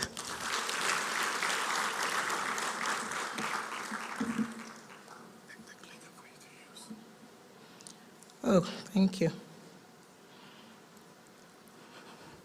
Don't worry about the PowerPoint presentation. I'll try to go along with me. If I forget not to click, just listen to me. It is said that perhaps one person's story will inspire another. So I'm hoping that what I'll share on my personal journey will help your journey. And so I'll share something called, where do I point to? Where is the computer? Ah, okay. Should point to the screen. Okay, thank you. Right, so I like to share the gaps and the growth.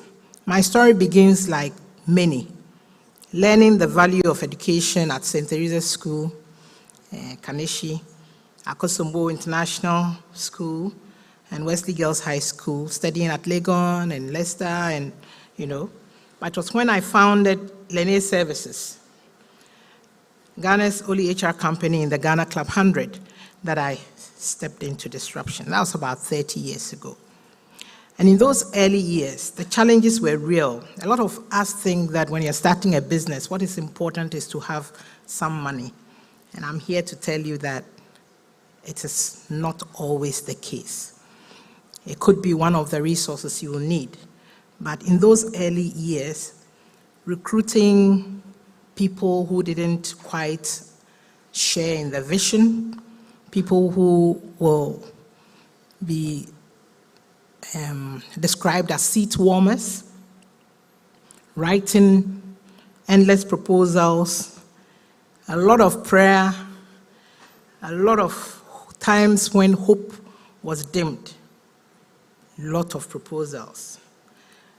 And so we managed to navigate the first few years of Lene Services being in existence. And then 10 years ago, I was crazy enough to get somebody who was also crazy to join me in founding Legacy Girls College Akuse. And you see that on the screen now.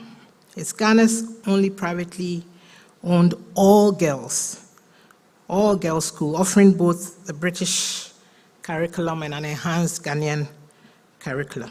We wanted at a very young age to give the girls the confidence to succeed in the world of work, and at the same time appreciating their femininity.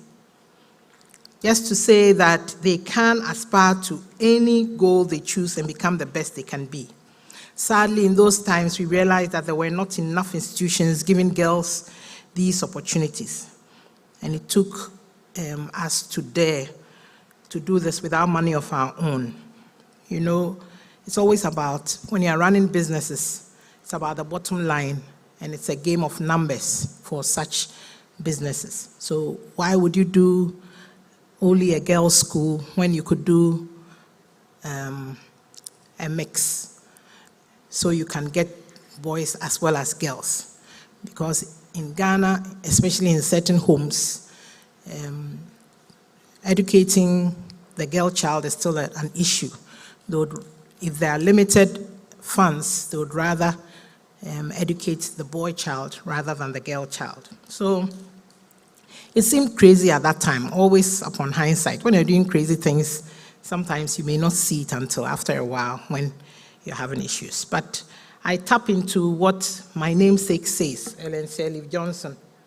She says, at any time of your life, the size of your dreams must always exceed your current capacity to achieve them. So that if your dreams do not scare you, then they are probably not big enough. That's what Ellen Sirleaf Johnson said, and I really do agree with her. In fact, on the day of our official launch, I was invited to give the welcome address. And so I took the microphone to tell them that Legacy Girls has been born 10 years ago. And I just burst into tears. Not just from relief, but because against incredible odds, financial strain, no capital, no guarantees, this dream had come alive. And we had learned the hardest lesson, that 100% of zero is zero.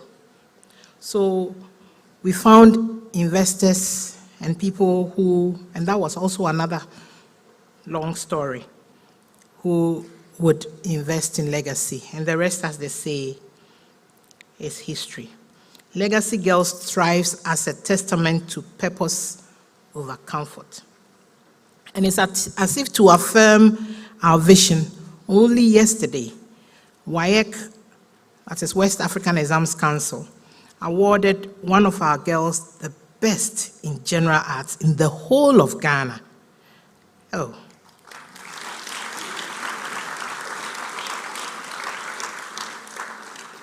That's the power of breaking molds, And as somebody said very aptly, they saw a car, a very small car in the village. I think it was a Tico, for those of you who like cars. The Tico was running, as fast as it could be driven down the street in the village. Then there was this old lady standing by and saying, "Hey, Sakawe, akola kiti we akola kiti sa no tu America saying, and when you dia ube tu America papa." To wait for those who don't understand tree. This small car, this small boy. Look at the way you are running so fast. And when you grow up, you're really going to run very fast. So I use that to encourage ourselves. Legacy girls only are 10 years old. Look at the way we are running. And by God's grace, when we get older, you better send Tico can and run very fast. So what do you say? So that's the analogy I wanted to share with you. So let's define the theme. Breaking the mold through my journey. To break the mold simply means refusing to be confined. It means creating systems and spaces that hum with possibility. So with Lene, we did a little more than consulting. We became the first company in Ghana to elevate HR into strategic leadership, joining Club 100 as proof that excellence can coexist with humility. And with Legacy Girls, we thrived on competitive advantage. We created an advantage, an environment where girls wear their braids or short hair freely and receive extra learning support at no extra charge. We engage in music, French, and even learn to swim. We have an Olympic-sized pool there because we feel excellence should be holistic. We don't only take the creme de la creme. We try and get girls to be the best that they can be. Yes, we want to turn out engineers, medical doctors, lawyers, and what have you, but we also want people to aspire to be in the arts, to be interested in music and excel in music and in the creative arts and in acting. So we think that the biggest thing to look at is not alone the leaps of faith into the void and the unknown, but also intentional acts of transformation, birthed at the intersection of vision and courage. So let's look at the mindset shift.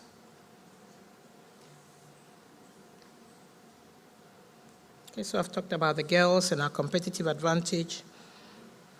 So now the mindset shift. And for me, that is the crux of the matter for a lot of us here. I believe strongly that leadership is first a battle in the mind. And I've often said, before we can inspire others to exceed their own expectations, we as leaders, we must first of all shift our own mindset about a lot of things. And I apply the Pareto principle to this mindset shift. 20% of shifts yield 80% of results for me. That meant believing when no one else did. And this bit about mindset shift are for those who believe they must have all the resources available before they can start anything.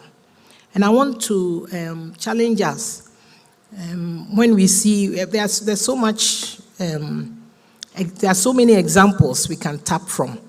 And I'll take the ones that I'll call the low-hanging fruit, Jack Ma, because the story itself sounds so ridiculous, but it is real. Jack Ma gathered 17 people in a 2-bedroom apartment, stayed there for a whole year working for him without pay because he crafted that vision and they believed in it. So it wasn't just about paying them, but he made them believe that what he was going to be. He painted a very vivid picture of what the future could hold beyond Amazon and eBay and way beyond their credentials. So I want to show you a moment that we all remember in a short video clip. And the IT people, if you can get ready for me. The 2010 World Cup, Ghana versus Uruguay. What happened in the final minute of extra time? It could just slip away for Uruguay here at the very death of the match. Mensah will be one of those up for it. It's going to get the flick in, and Muslera, cleared on the line, and cleared on the line. The referee's assistant is flagging. What a dramatic thing. There's a red card coming out as well. Well, there had to be drama right at the end here, and the red card is shown. Suarez is sent off. Well, you couldn't have a more dramatic finish to a World Cup match than this one. Thank you. Xian has the opportunity to send now watch carefully into the semi-finals of the World Cup, and he hits the bar. Cannot believe it, and it was the last kick of the game, and Aisha cannot finish Uruguay off. It's 1-1, and we are headed for penalty kicks. Okie dokie. How many of us think? Thank you, IT people. Did you see the rejoicing? Did you see Suarez? Ghana won after.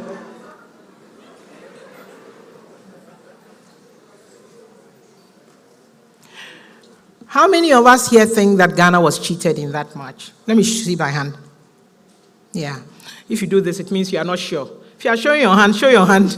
That's it. We feel we were cheated. And how many of us feel we were not cheated in that match? Okay.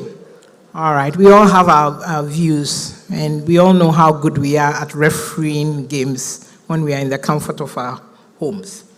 But here is the lesson. I'm sorry I've reminded some of us about that pain. That pain. Suarez made a split-second decision to sacrifice himself for the team. He took a red card to give Uruguay a second chance. Whether we agree with his ethics or not, the mindset is undeniable. He chose legacy over comfort. Mindset is what makes you take bold, uncomfortable, unpopular decisions because you are focused on the bigger picture. Ghana did not lose because we were not talented. We lost because the moment called for more than skill. It called for strategic, high-pressure decision-making. You know, I want you to feel that sting. The moment we celebrated a penalty we deserved as a goal, Suarez had studied the rules of the FIFA game and knew what was at stake. He knew if he touched the ball, he would get a red card. The worst is that he would be sent out of the match. But had we learnt the rules, did we know that that was a goal? By the fact that he had held the ball in the net practically meant it was a goal. But we were celebrating a penalty, you know. And it's because we didn't know that we deserved more. So this is a powerful lesson. If our mindset accepts less, we settle. And showing you that clip today, I want you to continue to feel that sting and resolve never to settle again. And that's what leaders must build. That is the shift. Ladies and gentlemen, the truth is that mindset shift is even more necessary in our time than before. Why do I say so? If you have in your circles the people who earn the most money by doing whatever, whatever, 5,000 a month is something that they make, and you consider the 5,000 a month to be the ultimate, a big amount of money. When you are able to do and get 4,500, you'll say, I've arrived, isn't it? Medu, this is fine, because all the people you know or around you are earning just around the same amount that you are earning. And so nothing will push you to go beyond the possibility of earning more than 5,000. It won't even occur to you.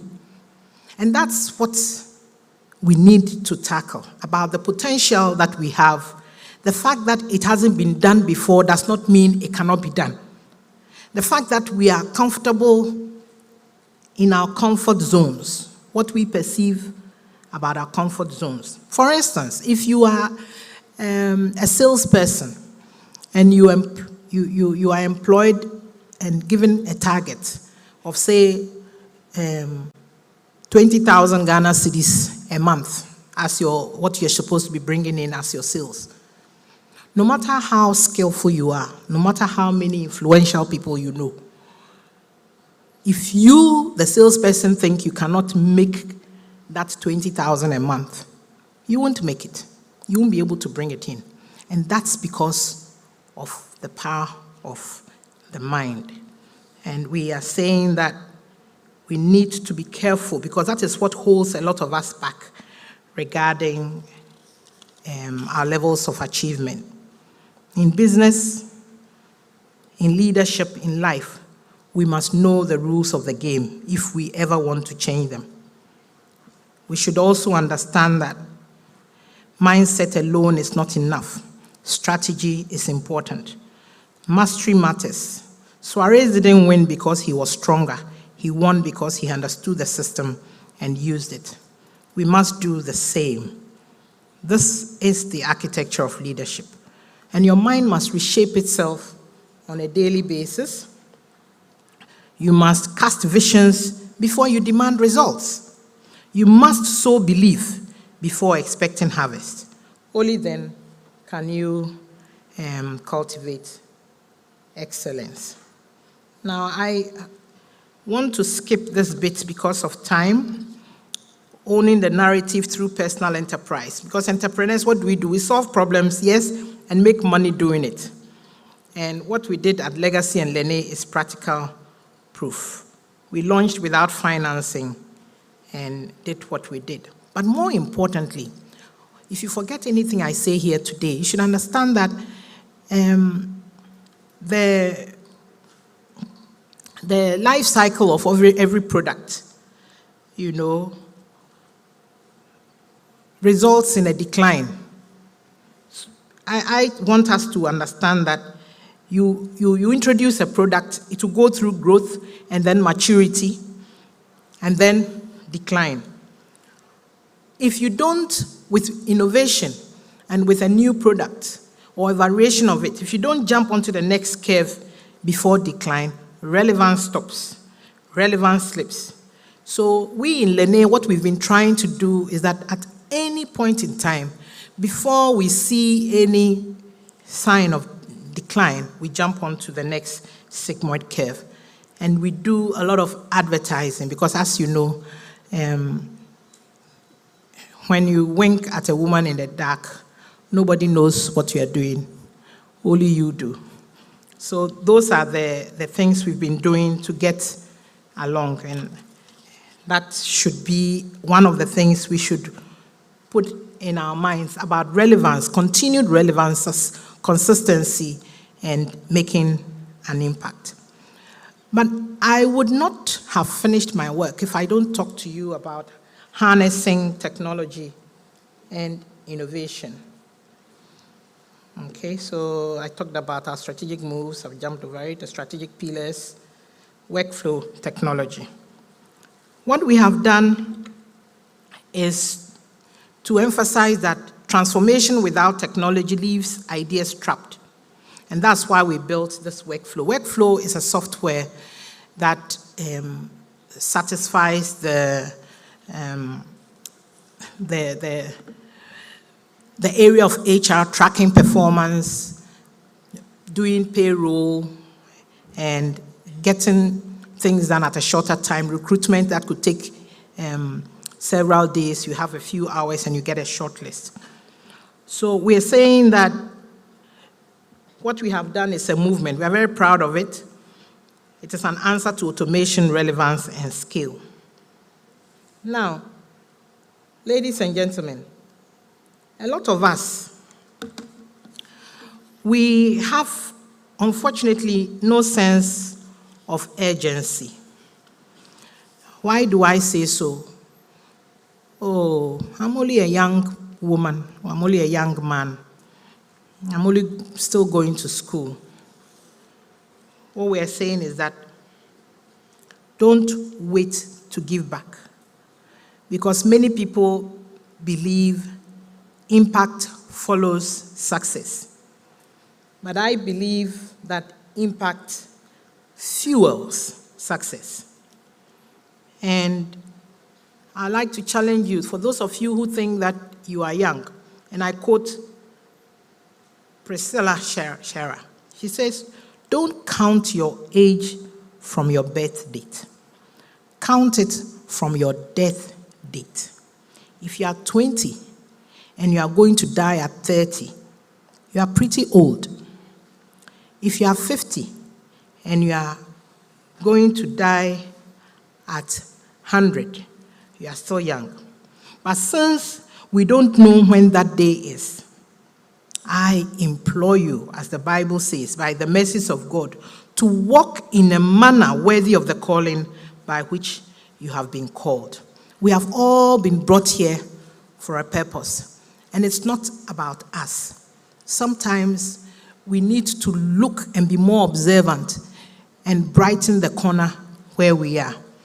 Why would we worry about breaking the mold or in doing something different and not being constricted? It's because we are capable of a lot more than we can envisage. But do we want to break the mold? Do we want to? Do we want to do things for people? A lot of us, it is me, myself, and I, and my cat at home. We only think about ourselves and our immediate families. Today, we want to think about our communities as well. That we don't need to be old and have all the resources we have before we can make an impact. So your final charge: shift your mindset, act with intention, leverage innovation, and invest in others now, not later. What are we saying? May the next decade of your life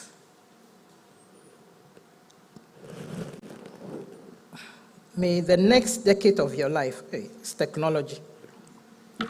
May the next decade of your life and leadership be defined not by what you build for yourself, but what you awaken in others.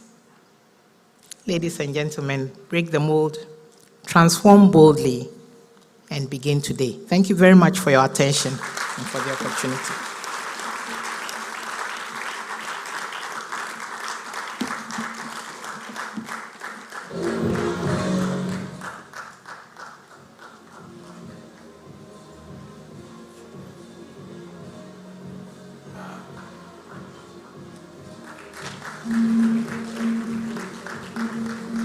Dr. Ellen Hagan, thank you once again, and we are grateful for the message, and thank you for teaching us how to learn to master the game so that we can actually take the right decisions to exceed our expectations. Ladies and gentlemen, a round of applause for our keynote speaker for the last time. All right, so like I told you earlier on, in between time, I'll be inviting some of our partners to speak to us. And at the moment, Absa Bank has got their rep ready to join us here. Please, a round of applause for our partner message coming up right now.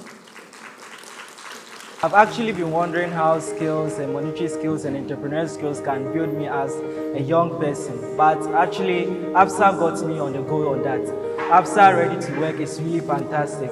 It comes around with entrepreneurial skills, money skills, and everything that I need as a young person to get my business started. So if I recommend any app for any young person out there, I would say Absa Ready to Work will do it all for you. There is an app called Absa Ready to Work, which is going to equip us for industry-ready jobs, and I'm excited about it. I also learned about the stock exchange, where it's a platform where we can buy and sell shares. Not only that, there is a Ghana fixed income market, and then there is a Ghana alternative exchange market.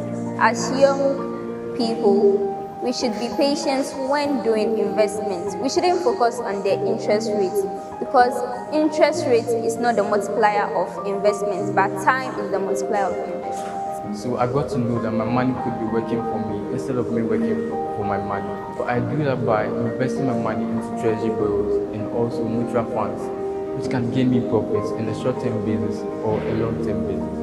To invest in a particular company, one of the things you have to look out for is the products you want to invest in. Finding the products will help you to gain more knowledge as to whether your investment is going to yield more income or there's going to be more risk.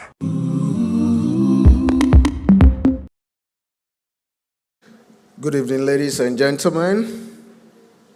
Oh, that was rather cold. Good evening. Yeah, let me feel you alive.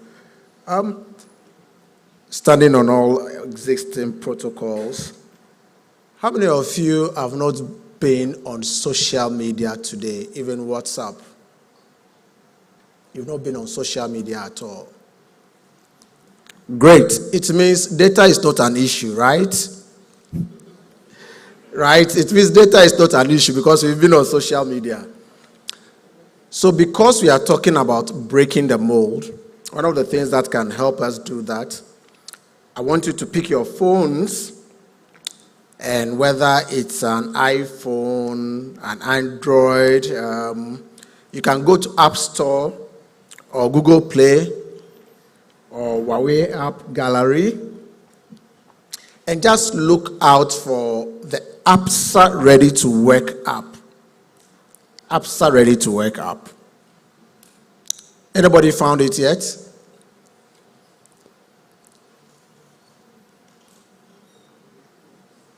Anybody found it? So look for the Absa Ready to Work app and download it and register, because what I'm going to talk about today is another innovation that is going to help you transform your career journeys. Because at Absa, what we are committed to is to empower Africa's tomorrow together. So we work with partners like WiWIK, we work with partners like Yen, we work with partners like City FM and Channel One, and I'm happy that we are seeing most of our partners that we work with also on this platform to make sure that we create stories, that we create growth amongst our people, one story at a time. And that's why we say your story matters. But I just want to introduce you to the Ready to Work app, which we have developed to help young people transition from the world of academia to the world of work. So we call it transitioning from learning to earning, because after school you must earn some money. So we are transitioning with soft skills that you need to help you get there, or that will help you on your journey. It's a platform that is free. All you need is your data. And since data is not a problem, we've already established that data is not a problem for us, right?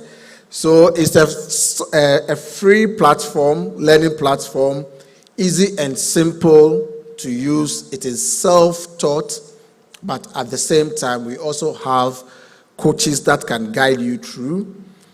And we started with 3 models, but as Dr. Egan said, every time you need to consistently be reviewing what you're doing and looking at its relevance to the solutions you want to the problems you want to solve.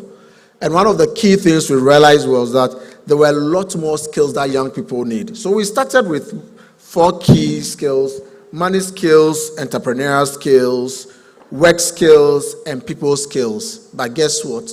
This has been expanded to 14 models. And these models, if you complete each model, you also get a certification for it.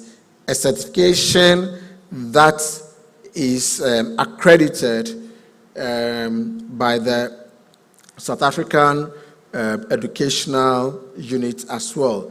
So now you can go on the Ready to Work Hub and do things like computational thinking, the gig economy. And I'm excited about the gig economy because as I say, I mean, when I was in school, back then we had our gig economy, but we didn't know what it was. So do we make use of it?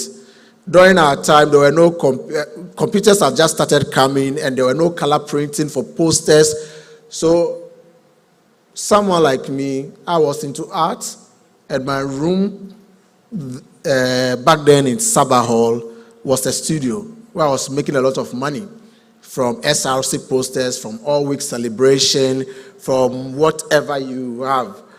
But we didn't know what gig economy is, and we didn't make use of it.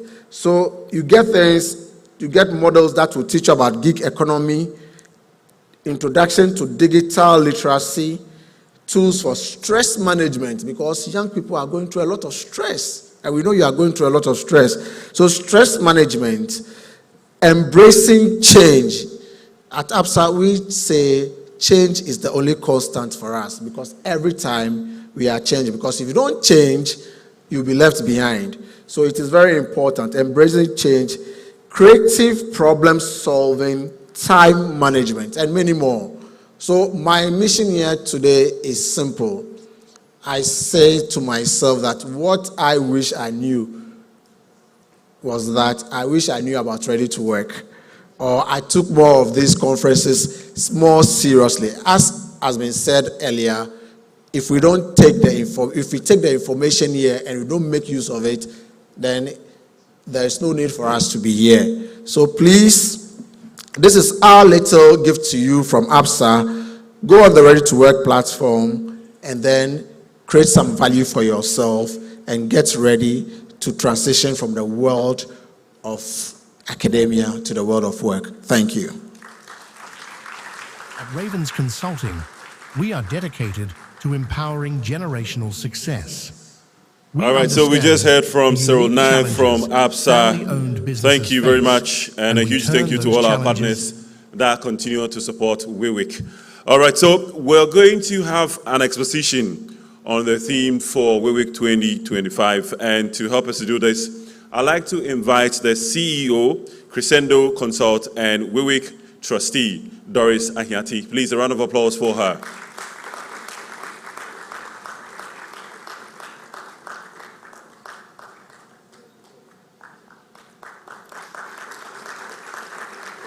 Aside from her talking to all of us, we've got a surprise for all our speakers. Because we are behind time, she's going to make sure that our speakers are treated the way that WiWIK would want to treat them. Thank you very much. Let's clap for our MC and moderator. He's done a very good job so far. Thank you very much. And it is my privilege to be here on behalf of WiWIK. Congratulations to the WiWIK team. It's a privilege to be sitting on the sidelines and to be a part of the amazing transformation that the team is creating. Let's put our hands together for them one more time. I'm particularly also grateful today that year in, year out, we have different, leaders that come to pour themselves in us. I want to extend a special thank you to all our speakers, our special guests, the panel. Let's put our hands together for them. You see, some of the things they are sharing with us may be things that they wish they knew. When Dr. Mrs. Ellen Hagan was speaking, she made reference to how this experience is like having soap and all that. The more of it you have, the more you rub your hands firmly together under the water, the cleaner that you get. Some of us may not have exactly benefited from that privilege, but you have that. And they come sacrificing, they could be elsewhere, they could be making good money, but they have sacrificed to be here. So let's clap for them one more time. My remarks are going to be very quick, and I wonder if we shouldn't even do the presentations before I give my exposition, because it's leading directly into the panel discussion. So please permit me to do this. I would like to invite upstage all of our guests. Let's welcome them with a round of applause.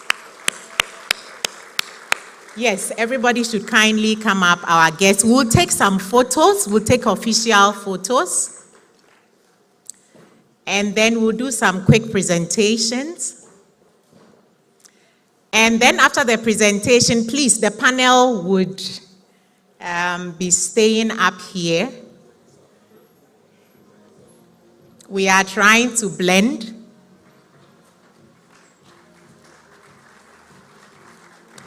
Let's give it up for them so that we can maximize the time. Photographer, you are ready? Thank you. Can we also have all the WiWIK volunteers come up stage? Yes, please. The order of photography, I'm not sure who has the order.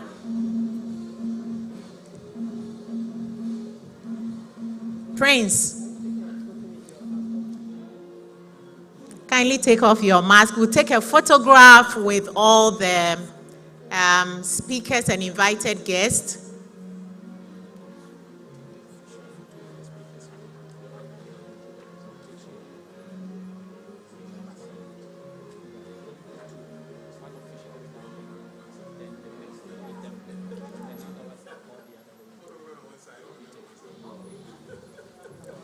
So I have clarity now. We are going to have 3 main photos. Photographer will take one with the whole panel and invited guests photo. And then we'll take one together with the presents, do the presentation. And then all other WiWIK volunteers, be on standby. You'll be coming up stage in just a little bit to join with the photography. Thank you.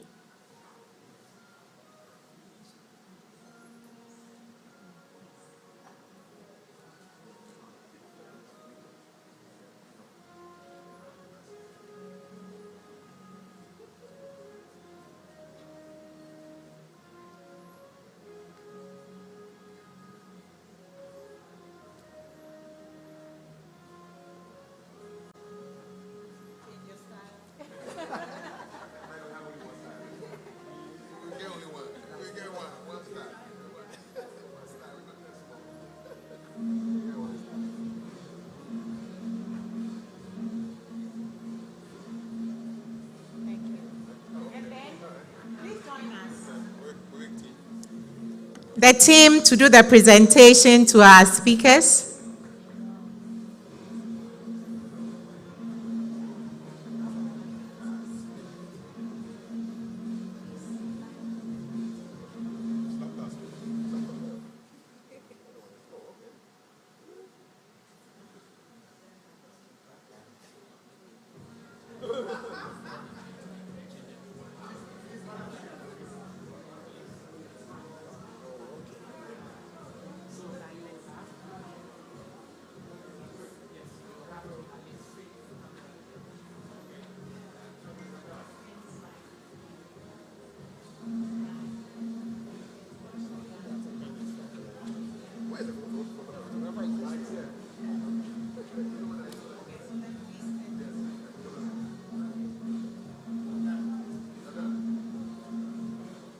They are done with photographer.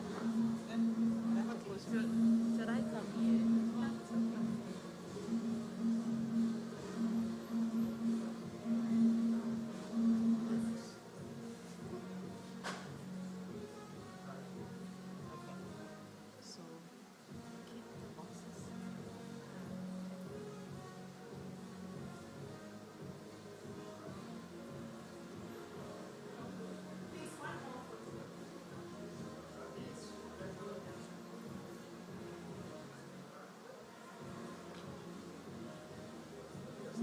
Now, can we kindly have all the WiWIK volunteers come up stage? Please take the presents, drop them somewhere, and then join us.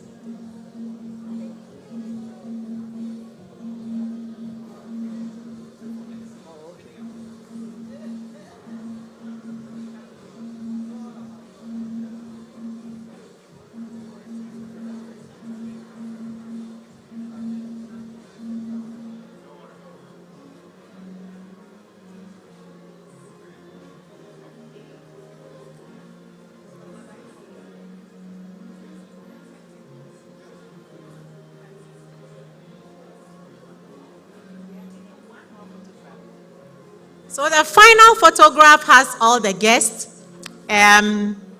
Please, Lady Aisha, please take a seat. Kafu, you and I will sit. We'll stand somewhere at the back. Okay.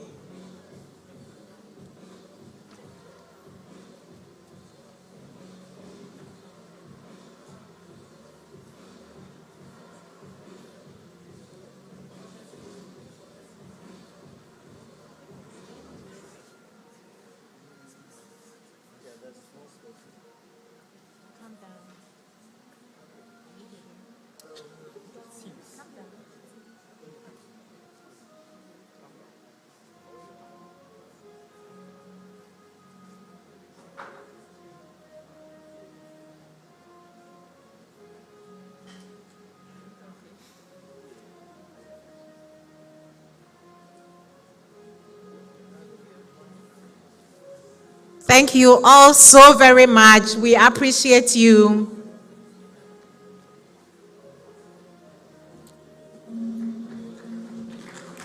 Yes, let's give it up for them.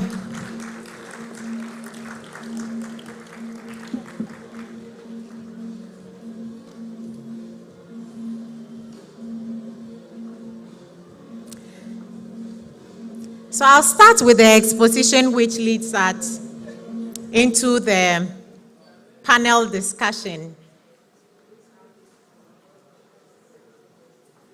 And I want to start with a quote by Phil Knight.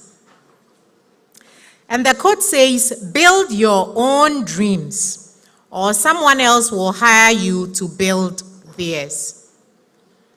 And I think this quote ties in with something Dr. Mrs. Ellen Hagan had made reference to, whether we would want to make an impact, make a difference, or not.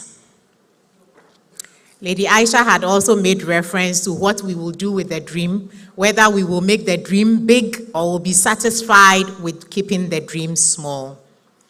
Now, the quote provokes fresh graduates to break the mold of waiting to be employed by the traditional employers.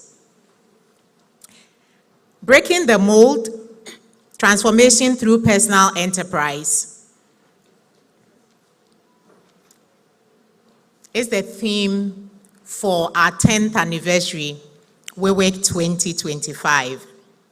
And I want to acknowledge the participants who are online. Sometimes we forget that they are there. So we are not forgetting that you are there.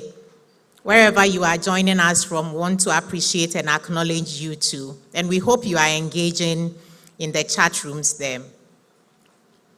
I feel privileged to address everyone, those in the room and those online, about a subject that I believe has the power. Yes, I believe that this theme or subject has the power to change every life.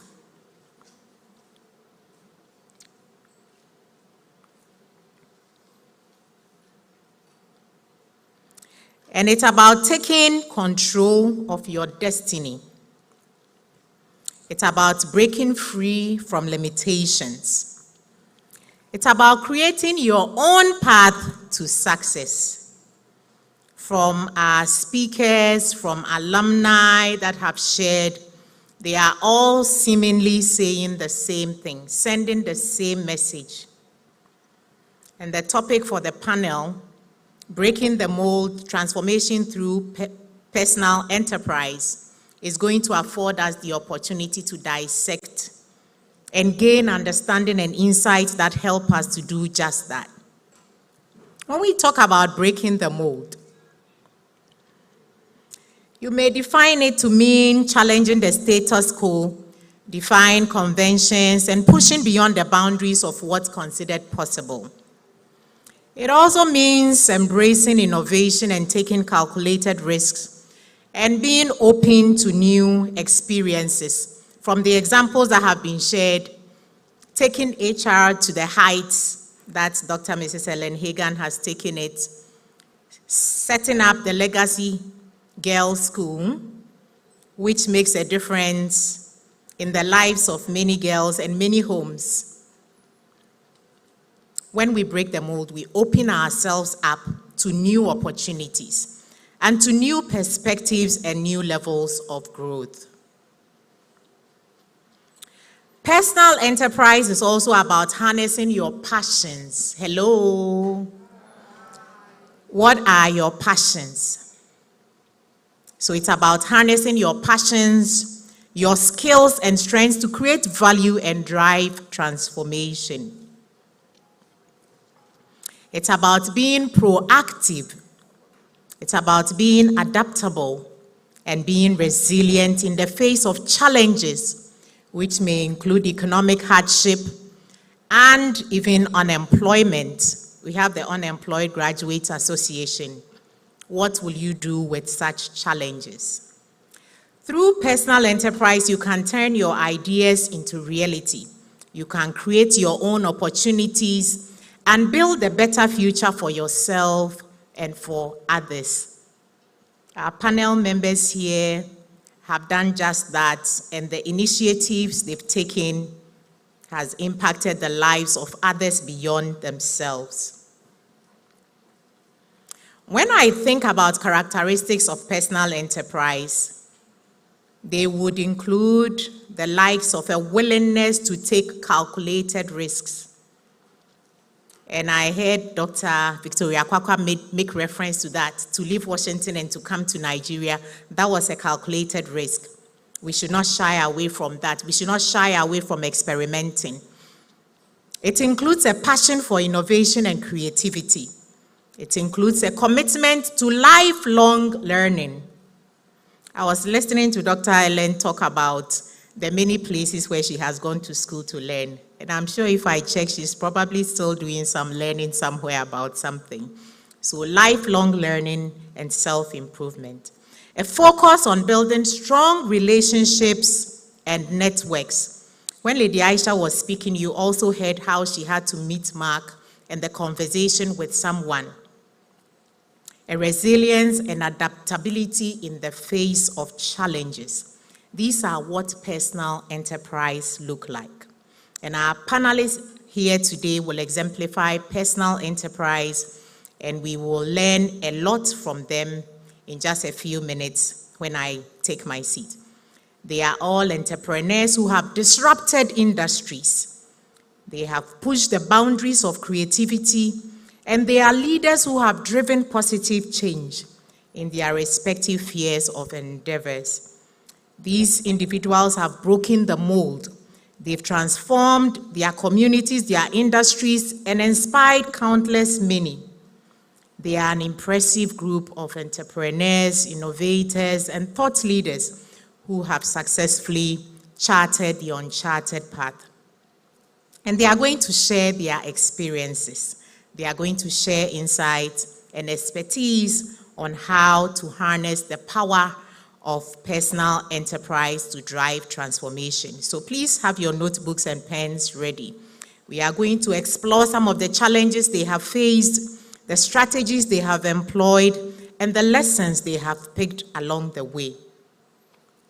I want to leave you with a challenge today, and that challenge is, what mold do you need to break in your life? Or if you're already working in your career, what mold, when you reflect and examine your life, do you feel, do you sense that you need to break? What mold are you going to break? And what's holding you back from pursuing your passions and creating the life that you want and which may impact others? Take that bold first step towards transformation through personal enterprise. Identify your strengths, your passions, and opportunities. Pick lessons from this panel discussion. So ensure that whatever you will do, you will make yourself not only be physically present, but be mentally alert and listening with intent. Use whatever lessons you are going to pick from here as a launch pad to start building the life that you deserve. Remember that breaking the mold through personal enterprise is a powerful way to drive transformation and to create positive change.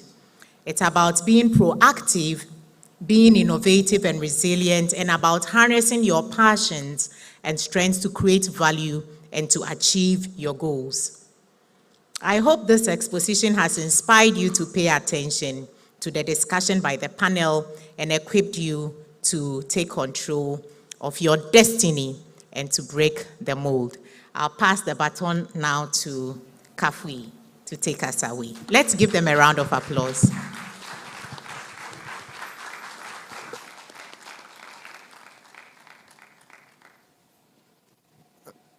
I was going to do what those annoying sound people do at events. They wait for the room to be full, and then they start doing try, 1, 2, try, 1, 2. But the microphone works, so I don't need to do that. Thank you so much, Doris. Give yourselves a big round of applause. 30 years ago, I was on this stage, and I wasn't speaking. I was part of a band. And so the applause you would have given would have been for us after having played some great music, some good reggae music. How many of you like reggae? Yes, we're in good company. We've got a good conversation that we're going to have right now based on the theme that has been spoken about for quite some time now. So breaking the mold, transformation through personal enterprise. I have on my panel the board chair for Nyaho Healthcare, Dr. Elekem Tamaklo. Seated next to him is CEO for Edel Technology Consulting, Ethel Kofi. And sitting next to her is the shoemaker girl, Edna Frimpong. Maybe for the next 45 minutes, I should take an E name as well and call myself Edward, because we have Elekem, and we have Ethel, and we have Edna. It's an E game here. Okay, so my people, welcome to the panel. So what we're going to do is we're going to spend maybe 3 to 5 minutes answering some quick questions. So I'm going to start with Elekem. So I want you to give us a moment, a mindset where you had to just break the mold, do something different, which challenged whatever you were doing at that time.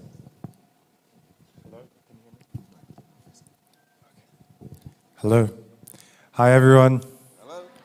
Hi. So I love coming to things like this because I remember what it was like when I was in school, in a learning phase. And I think that I grew up in a very ambitious home where everyone around me was excelling. And when you talk about healthcare and medicine, you have to be really top of your game. But as I was in primary school, I was actually not a good student. I was bottom of the class. And at some point, I almost repeated the class. And something switched when I realized that the person who was first and myself, there was nothing different between them. Maybe they could learn very quickly. Maybe it took me a longer time to learn. But the question was, how badly did I want it? And I really realized that by putting in the work and figuring out how I learned, how I could learn, I started to do better. But it left me with a complex. It left me with a sense that you're not necessarily good enough. And feeling like you're not good enough, even when you succeed, it can continue with you. And I found that even though I was excelling, there were many times I would be pushing myself and burning the midnight oil and just pushing because I kept on feeling like I wasn't enough. And it culminated to a lot of anxiety and finally a panic attack. I say that because I realized that, look, if you cannot learn to fail, and if you cannot learn to realize that you are enough, the journey is in learning, you will actually be crippled and you will stay still. So I think that the biggest mold I have had to break is that sense that I do not need to be perfect. I just need to keep moving. And I think that was something I'd like to share. All right, so that's like a mental mold or an expectation mold that you had to break. Thank you so much for that. I'm going to pass it on to Ethel. Yes, so let's talk about personal enterprise right now because it's a big part of our theme. We want you to tell our very expectant audience how you've taken initiative, how you've carved your own path, and the role of purpose in that personal enterprise? Yeah. It feels very much like an essay question. So why a question? 20 marks. 20 marks, Yes. right? I think, okay, it's a loaded question, but I think I've always wondered about purpose, even from a young age, right? What I could be. So I went when I was in school. I'm telling this story because there is something else happening that's making this story relevant. So when I was in school, I had a best friend, Adam. Now Adam was amazing, as in she was all round. She was great academically, she was great vocationally, like she could do art, and then there was me. Now, I was mathematically minded, which is why I ended up in computer science, right? So I am good with math, I'm good with the academic stuff, but when you are stood by somebody who is excelling all round, you begin to get a sense of, okay, well, right? I'm not as great as she is. Now, she's great. She's not a medical doctor. She went on to China, did a great, and we're still friends to today. But that led me on the journey of trying to figure out my purpose and how I differentiate myself.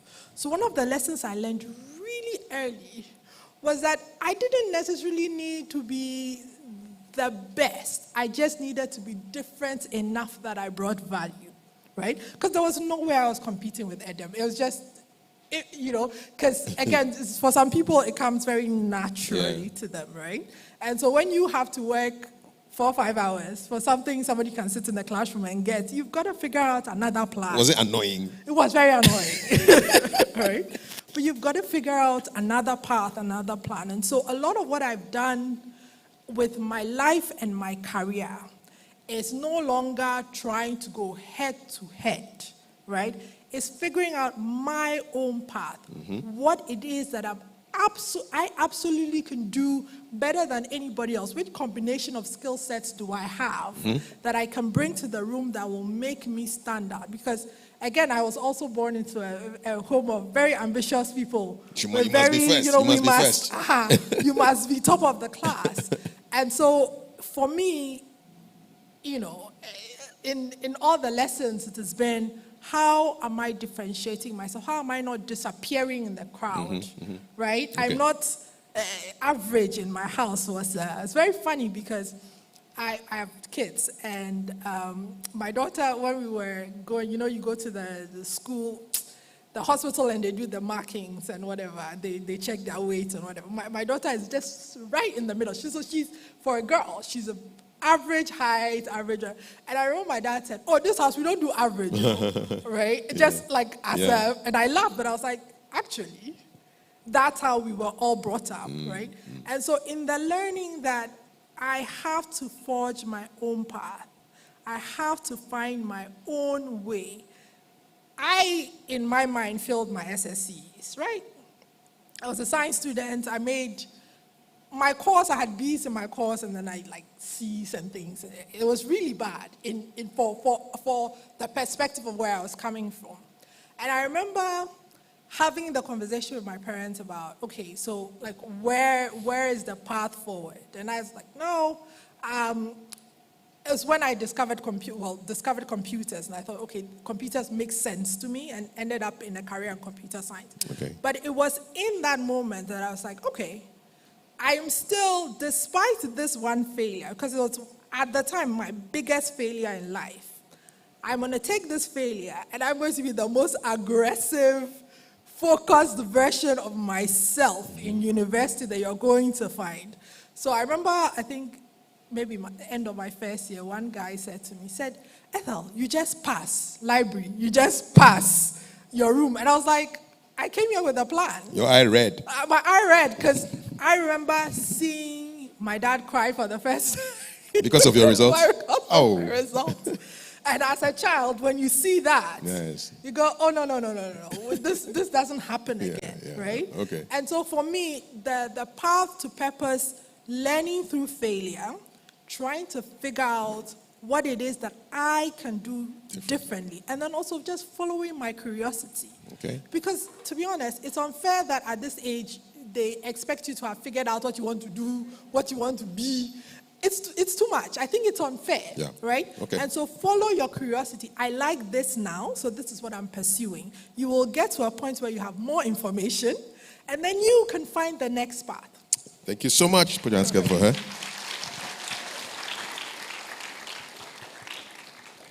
Our next speaker is also an E person. So Edna makes shoes.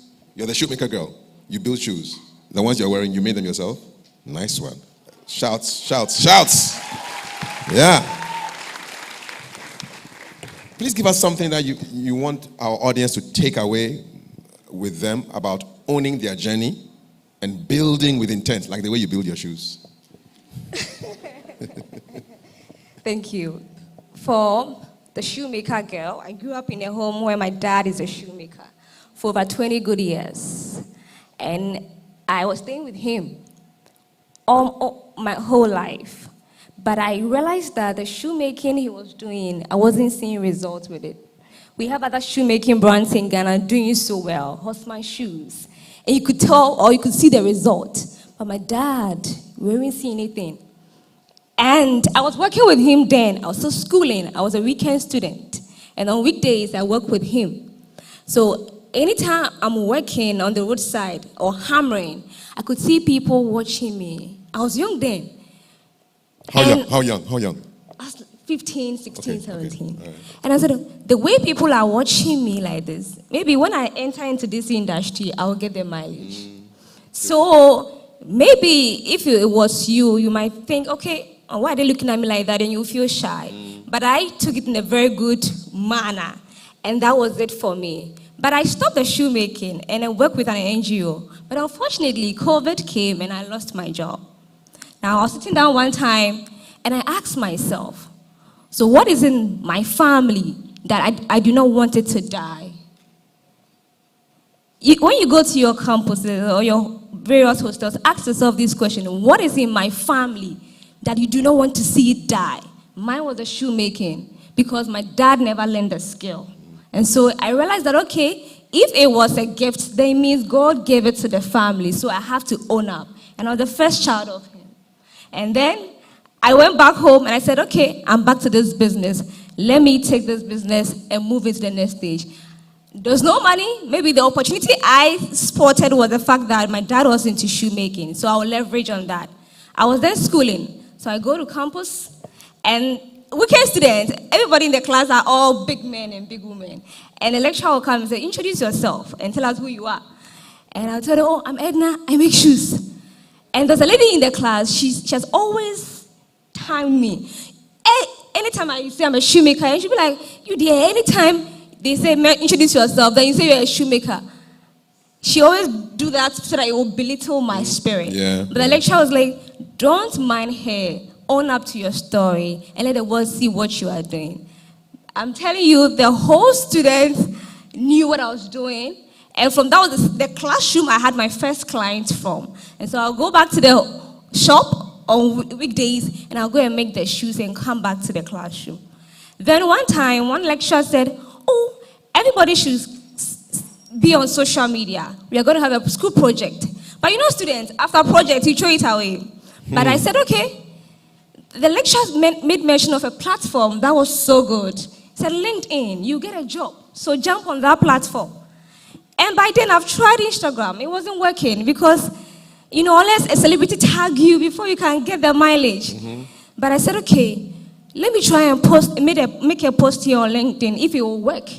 And I did. And I said, oh, hi, I'm a shoemaker girl. And I saw that the audience were accepting me. I was like, okay, this platform will work for me. So what do? I went back to the house. And I wasn't having a good phone with a good camera. So I call a colleague around my area, and I'll go for his iPhone. And I'll come to the shop, and I'll take nice pictures of all the shoes we've done. And then I'll edit it on his phone, and then he will send it back to me. On weekdays, I'll sit down, and I'll try and edit the pictures, and I'll write a nice caption, and I'll post on LinkedIn. Oh, this is what, if you are a size 5:45, you can wear this shoe and all that. And the audience there were accepting me who I am. Because on LinkedIn, you can't find shoemaker girl. You only find those in suit. But I defied all that, okay, I can build something here. And it worked for me. That was the moment I realized that, okay, because I wasn't having any clients, and I had to. My dad was having his own client, but I wanted to have something for myself and also helped him. And I realized that platform worked for me. Honestly, through the platform, everything I've achieved in my life now and about to achieve came from that platform because I owned my own narrative. Shout out to LinkedIn. Yes. And you spell your girl G-U-R-L. Why? Briefly before I come to Elikon. Okay, shoemaker girl. I mean, we're in the Gen Z era. Girl.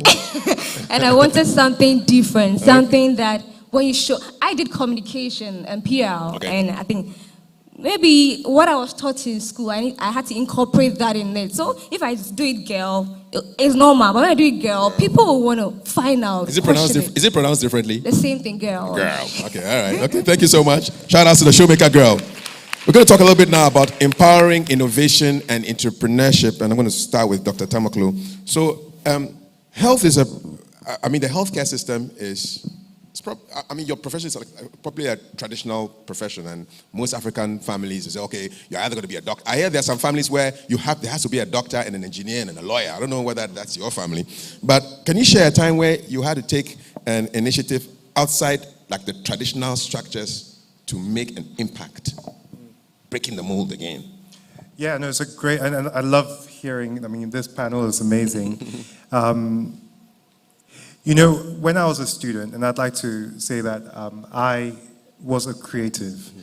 I was actually Students' Union, the comms officer, and I think someone before was talking about printing, and I used to do that.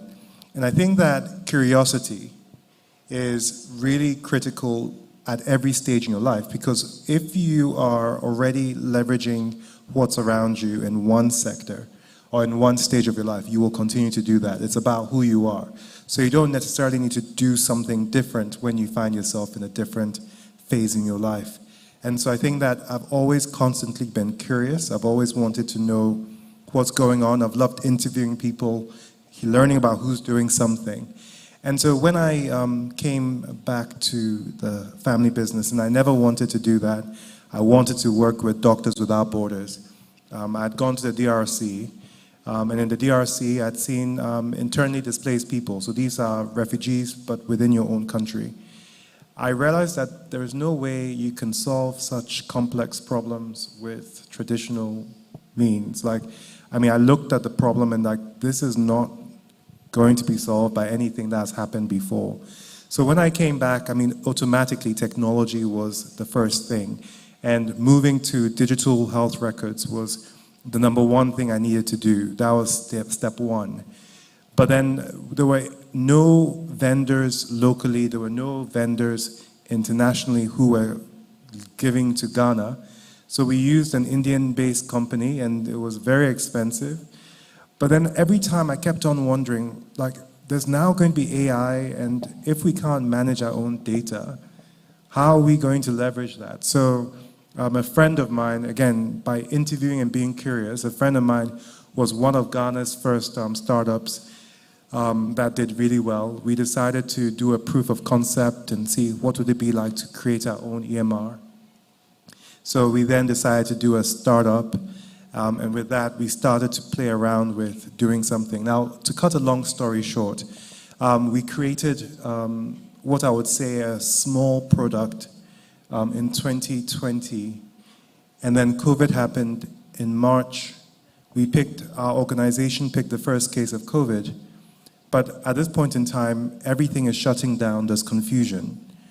But because we'd been playing around with different things, it was like, let's pivot and let's do a COVID triage tool. So with the COVID triage tool, we automatically did this thing where you would, on your phone, just put in your symptoms and see if you were at risk. And then that led on to then us becoming the first private organization to do COVID testing, PCR testing.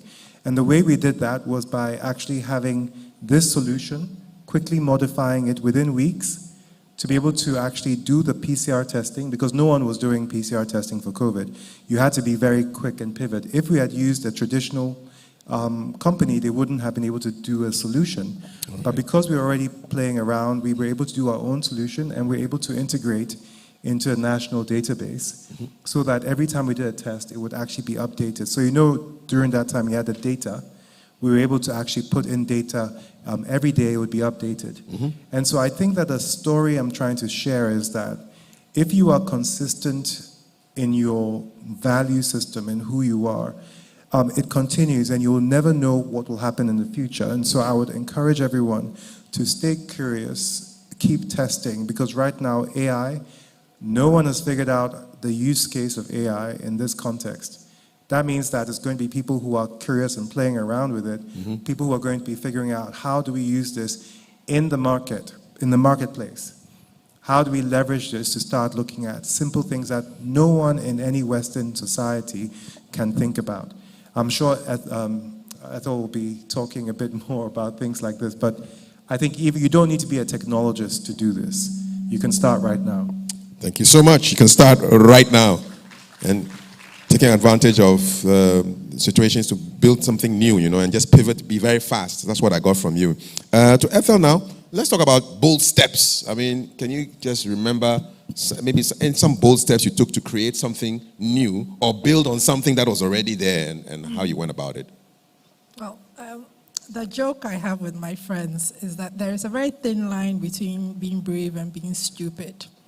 And for those of us who become entrepreneurs, that line sometimes becomes a jump rope. A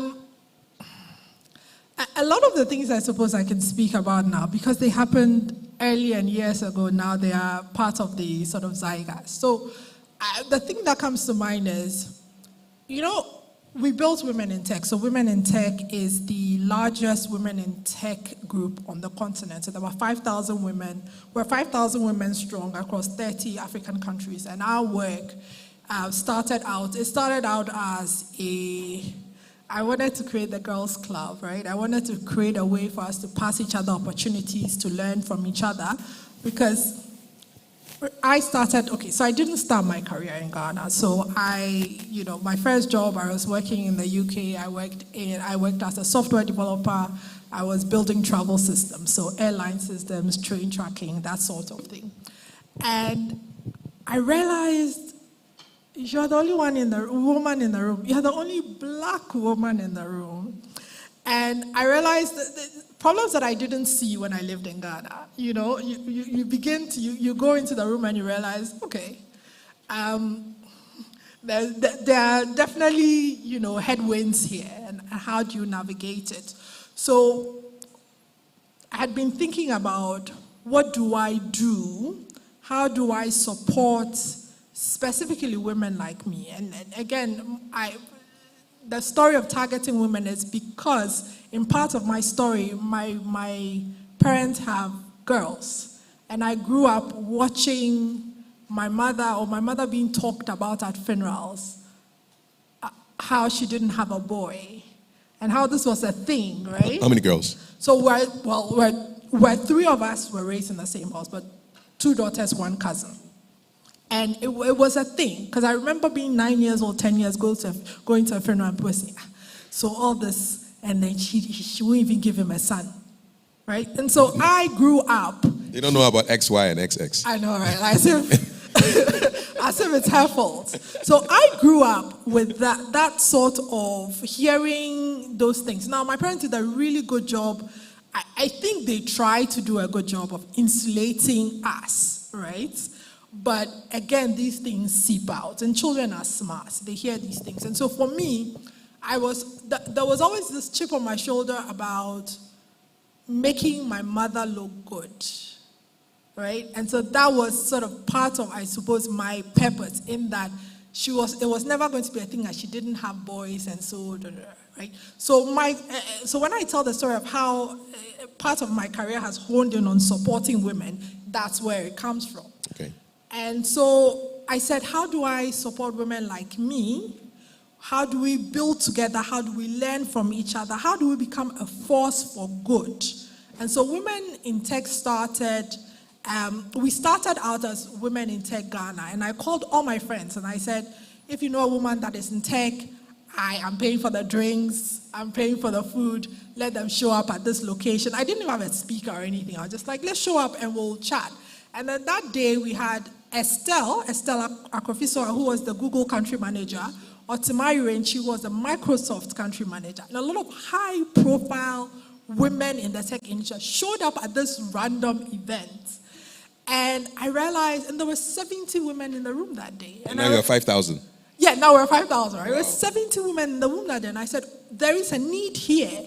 These women need the community. And so we went from 70 women in Ghana, built it out. I went on the Young African Leaders Initiative, Barack Obama's Young African Leaders. We went to Washington, and I spent time at Yale University. That was part of my the fellowship. And so there were 18 other Africans in the room, and I kept telling them, this is this thing that I'm doing to support women, and they started making calls on my behalf, right? They started calling women in their country, and then all of a sudden we got women volunteering to support us, and this is how we came 5,000 women, 30 African countries. Well done. And again, part of that was just wanting to solve a problem that I personally felt I had, which was, how do I grow in this environment where you are not the stereotype, right? How then, when I figure it out, how do I learn from the next woman? Right. So I think that's, for me, that's the lesson in sort of figuring out a path and finding my way in a place sometimes you're not welcomed in. Indeed. Clap for Ethel. Lesson for me, solve your own problems, and it may turn out that other people also have the same problem. And watch out, there will be a few more girls coming from Legacy to come and join the Women in Tech. I can assure you. Okay, Edna. So, there are a lot of people in this room who may say, I don't have any big ideas.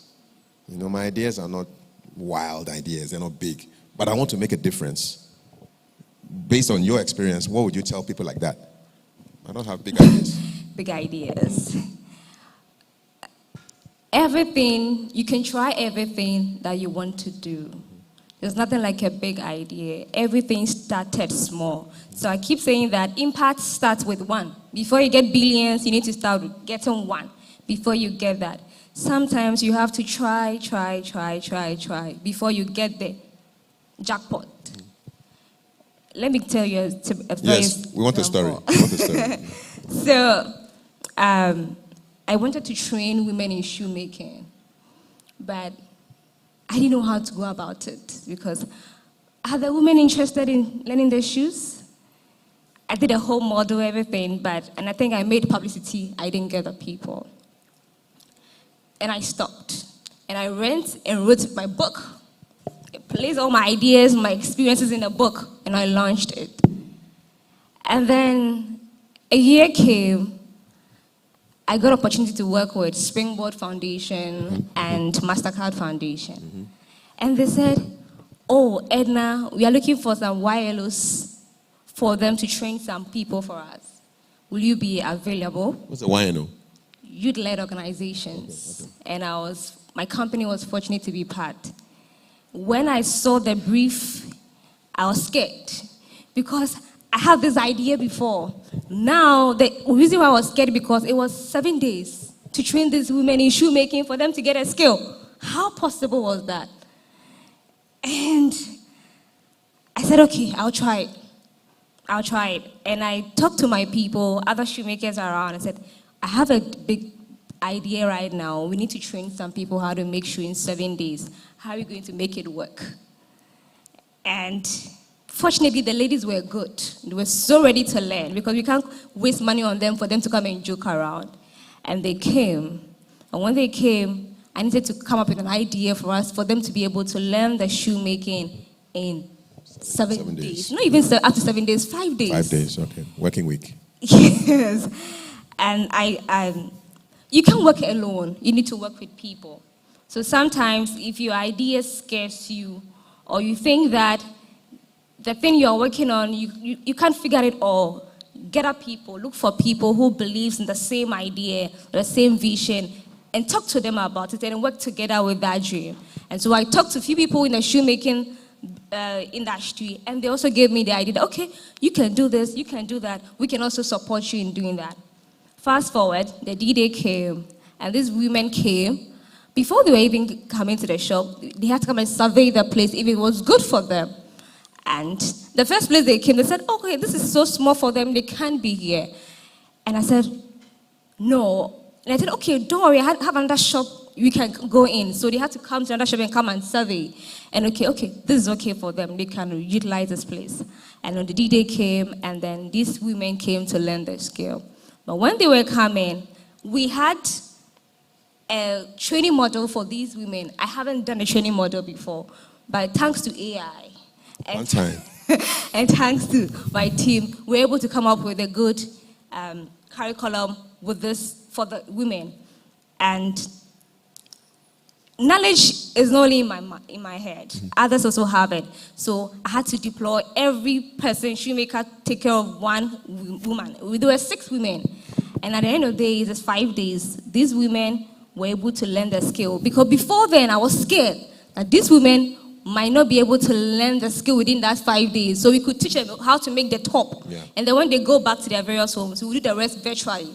But the 5 days came and they learned the skill. And one of the bosses came to the shop and said, Edna, when you came to the office, you said you were going to teach them part of this. But we came here and these women are making full shoes. Yeah. How come? And I said, it's because of the power of teamwork. All right. And because we do it, we're scared. I was very scared I couldn't fulfill that dream or that particular thing. But we were able to do that. These women learned the skill, went back to their various homes. They are making money by coming to learn the skill shoemaking, and now they are making good money out of it. And that's something, if you have an idea and you think it's so big to you, try and share with someone. And also pray about it. Okay. There's nothing God cannot do. All righty. Nothing God cannot do. It doesn't have to be a huge idea. Everything started small. All of us started smaller than a full stop. And look at where we are right now, So everything starts small. Even God starts small, All right. Let's talk about, and this is like a general question for all of you. So I want you, for Dr. Tamako, to start. And we're going to talk about resistance, how you overcame it. Did you ever have to pivot to make things happen? And what kind of habits or disciplines did you have led you to where you are right now? So resistance to success, push back, pivot, habits. So when it comes to being an entrepreneur, you face resistance all the time. So I'm thinking of which story to tell. A good one. There's so many. I think I'll use one, and I have to say I've learned so many lessons. The first one was working with the public sector.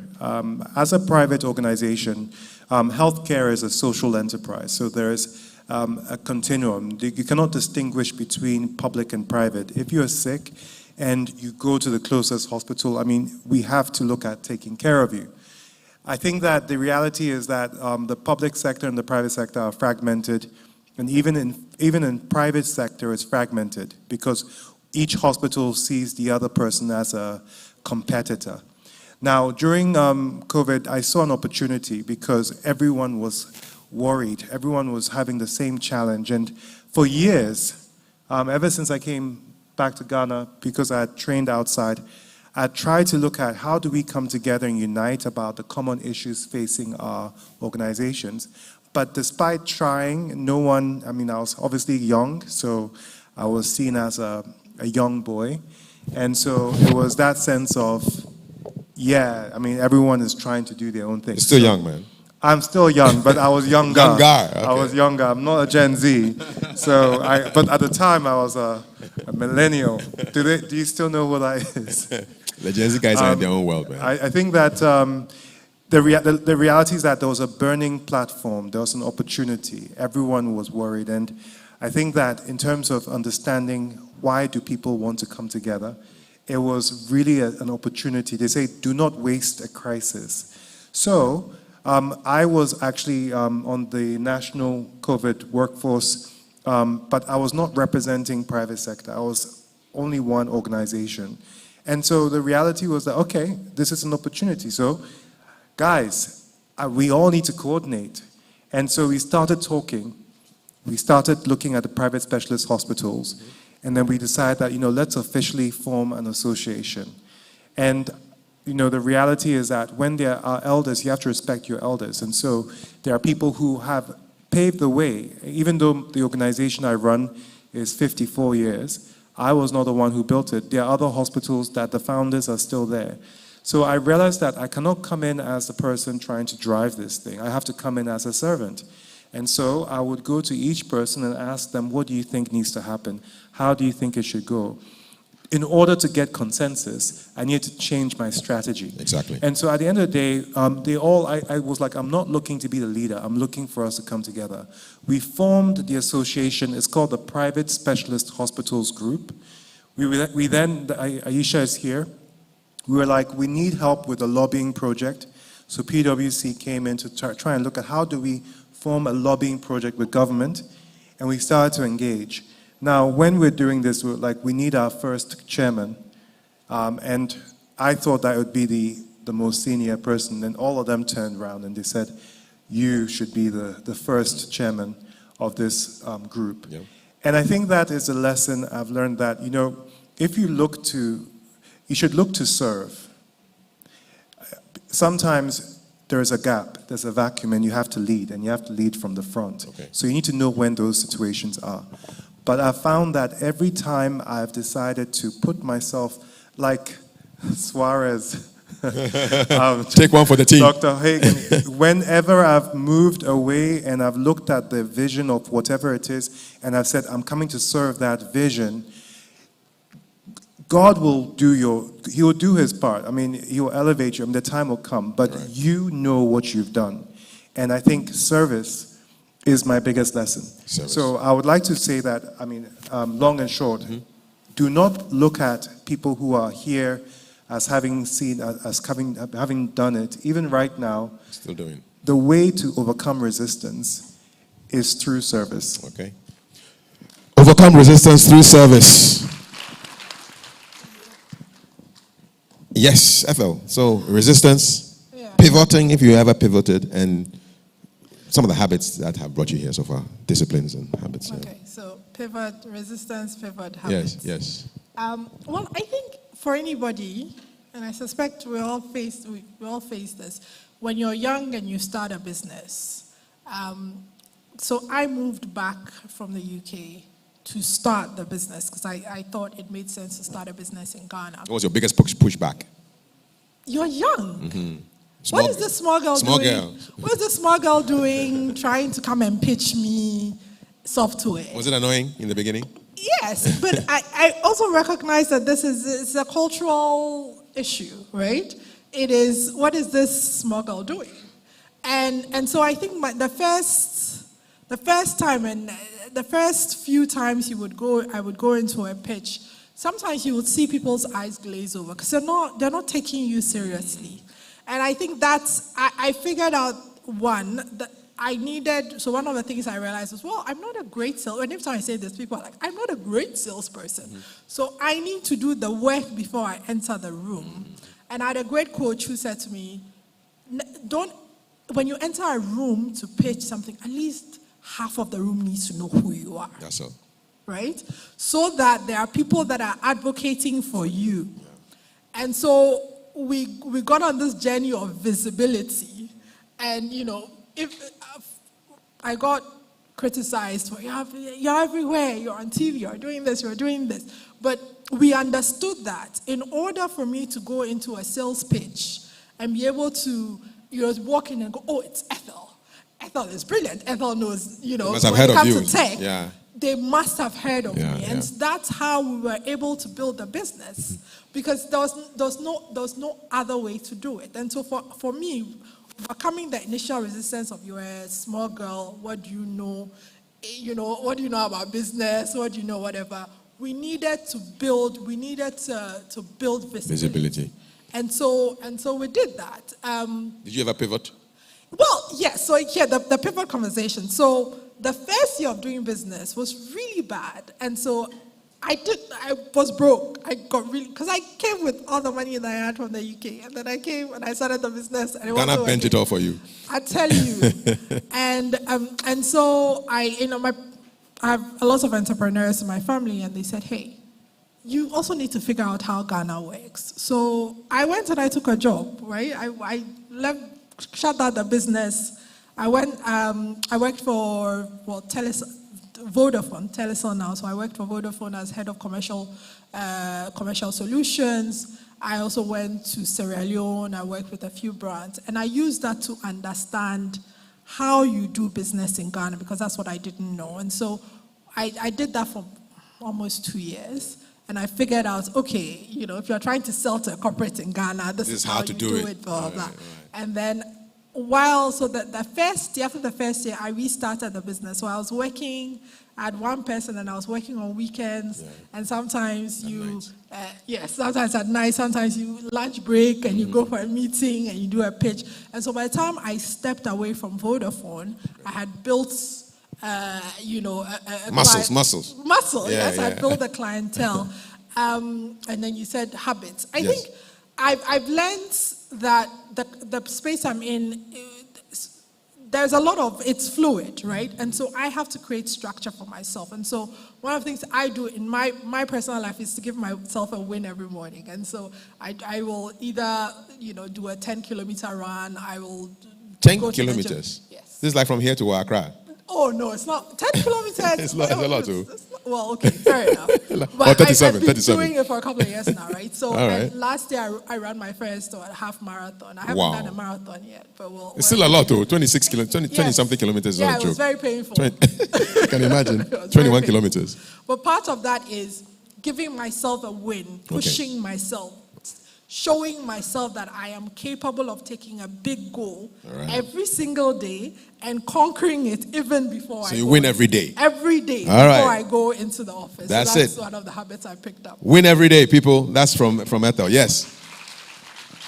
And now the shoemaker girl. So resistance, and whether you had to switch lanes, and then biggest habit or discipline. So I found myself in an industry where it's male dominated. Someone will buy the shoe and say, hey, I don't know who made the shoe. I won't pay you. Some don't even want to pay you the exact amount of money. So I don't know who made the shoe. Really? So one thing that I have in my mind, or one thing I live by, is that quality speaks better than gender. So anytime someone tell me, hey, I don't know who made a shoe, or people are buying Edna's shoe because she's a shoemaker girl, she's getting a name because she's a girl. I said, no, quality speaks better than gender. Mm-hmm. So my company, when we make a shoe and it's not good, we will never send it to the clients because we believe in excellence. And that's something that we are so focused on, and I'm so happy that we have that. And so that's where that quality is better than, or speaks better than what? Gender. So if you're buying shoe from Ahofade, you're not buying because of the shoemaker girl. You are buying because it worked it. What's the brand name? Ahofade. Ahofade. What does it mean? So it's a Chi word. Yes. Oh, okay. Okay. So from head to toe, okay. Head to toe. Yeah. All right. Okay. Yeah. Do you do men's shoes too? Men's shoes? Do you do men's? Yeah, we do Oxford Brooks, Derby, everything. Nice. So we go for exhibition and people say, are these shoes made in Ghana? Of course, they were made here in Ghana. So we wanted to change that narrative.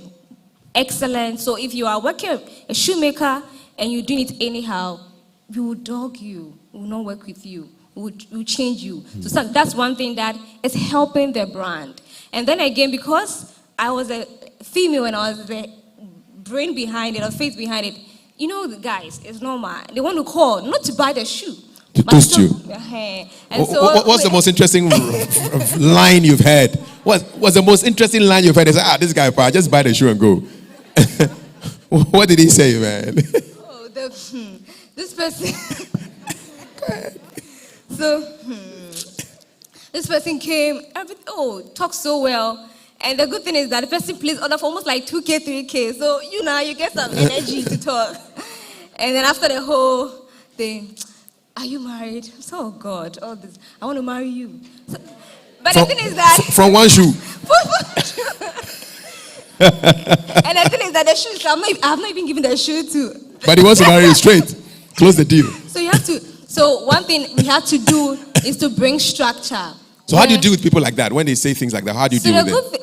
Okay, what currently we are doing is that I don't handle phone calls. Okay. And that is helping. Okay. So I do my other things behind the scenes. When you go to the showroom, you have a showroom and you have a workshop. If you go to the showroom to see me and I'm not there, they'll say, oh, she's at the factory working. Okay. That is it. So I try to bridge that boundary so that they also safeguard me as well. What's your biggest discipline or habit that has brought you here? What? The biggest discipline or habit that that has brought you to this position? I think discipline. The biggest discipline is discipline. Yeah. Doing the work. Yeah. Whether you feel like it or not. Because, I keep telling people, if you know where you are coming from, it pursues you how you run. If you are coming from a village somewhere and you are on campus and you are messing or fooling up with people who are already there, you should know that it will not go well with you. So even from school until now, when I'm doing something, I look back where I'm coming from. Because if I messed up right now, there's no hope. So I have to live well, uprightly, do my thing, so that God, at least God will have mercy on me, get a good grade. And yes, I had a good grade, first class. Yes, I had first class. Yes, it is so. So if I want to further my education, I would definitely do that. If somebody wants to sponsor me right now, I have a good grade to support that. And so please live your life well so that if you're not coming from a good home, at least God will have mercy on you so that someone will help you push out. Because you've done your bit already, right? Exactly. Put your hands together for the shoemaker girl. Let's take some questions now. Is there a microphone in the audience? I'm sure you are burning, itching to ask a couple of questions. Keep them brief, and hopefully directed to a particular person. Okay. Thank you very much for the opportunity. My name is Emmanuel Abuigi, and at the beginning of the discussion, one of you made mention of the one way to pursue your purpose is being curious and then following that path. And in doing that, you find something that excites you that you can follow. Yes. So now my question is, how are you able to, how would you strike a balance between following that, pursuing that curiosity and then relevant work experience? Because it seems if you don't have that relevant work experience, they will not. I hope you understand what I'm trying to say. Yes, I think we understand you. All right, yes. Striking the balance between that curiosity and relevant work experience. We'll take two more. There's a hand in the front. Hello. And is there anybody at the back? Hello. Okay. Hello. Yes. Go ahead. My name is Emmanuel Amoa, BA Accounting. And my question goes to Dr. Tamaklo. Yes. You said something about service or serving, using serving to overcome resistance. And if I understand clearly, in the world that we are in today, we all bear witness that everything is protocol. No matter how hard you try, no matter what effort you put in, somebody somewhere who has never done anything, just because of one phone call and the person is there. And it doesn't seem fair. I want to ask personally, because in some other countries there's prejudice, there's racism. No matter what you do, it's always not enough. You serve, you be in service, and you die in poverty. What's your question? What's your question, sir? What's your question? The question now is this. You are serving. You are doing everything possible. It's not going through. The resistance it keeps getting worse and worse. This is a statement, too. What's the question? It must end with a... What do you do now? How do you overcome it? Thank you. That's the question. One more. How do you overcome protocol? That was the question. Yeah. One more. Yeah. Okay.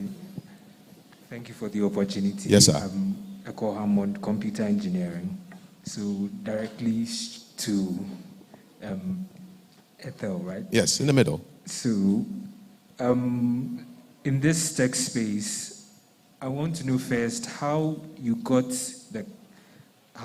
gathered the people, right? The women out there, how you gathered the people in the similar field, and how you got the courage to do that, how you went about it, and then also... I think she said it too. She said she called all her friends. She called all her friends, oh? Yes. And then when she went abroad, she spoke to the Africans. Yes. Yeah. That's nice. And then how you saw, and in the tech space, how you were able to find and solve the necessary problems, and how you are still doing that too.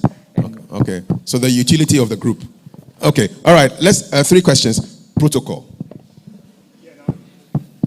Can you hear me? Yes. Okay. No, so I'd actually like to take an attempt at the other one as well, because it's linked. So there's a concept called the hedgehog concept. Hedgehog concept is 3 concentric circles: what you're passionate about, what you are good at, and what pays you money.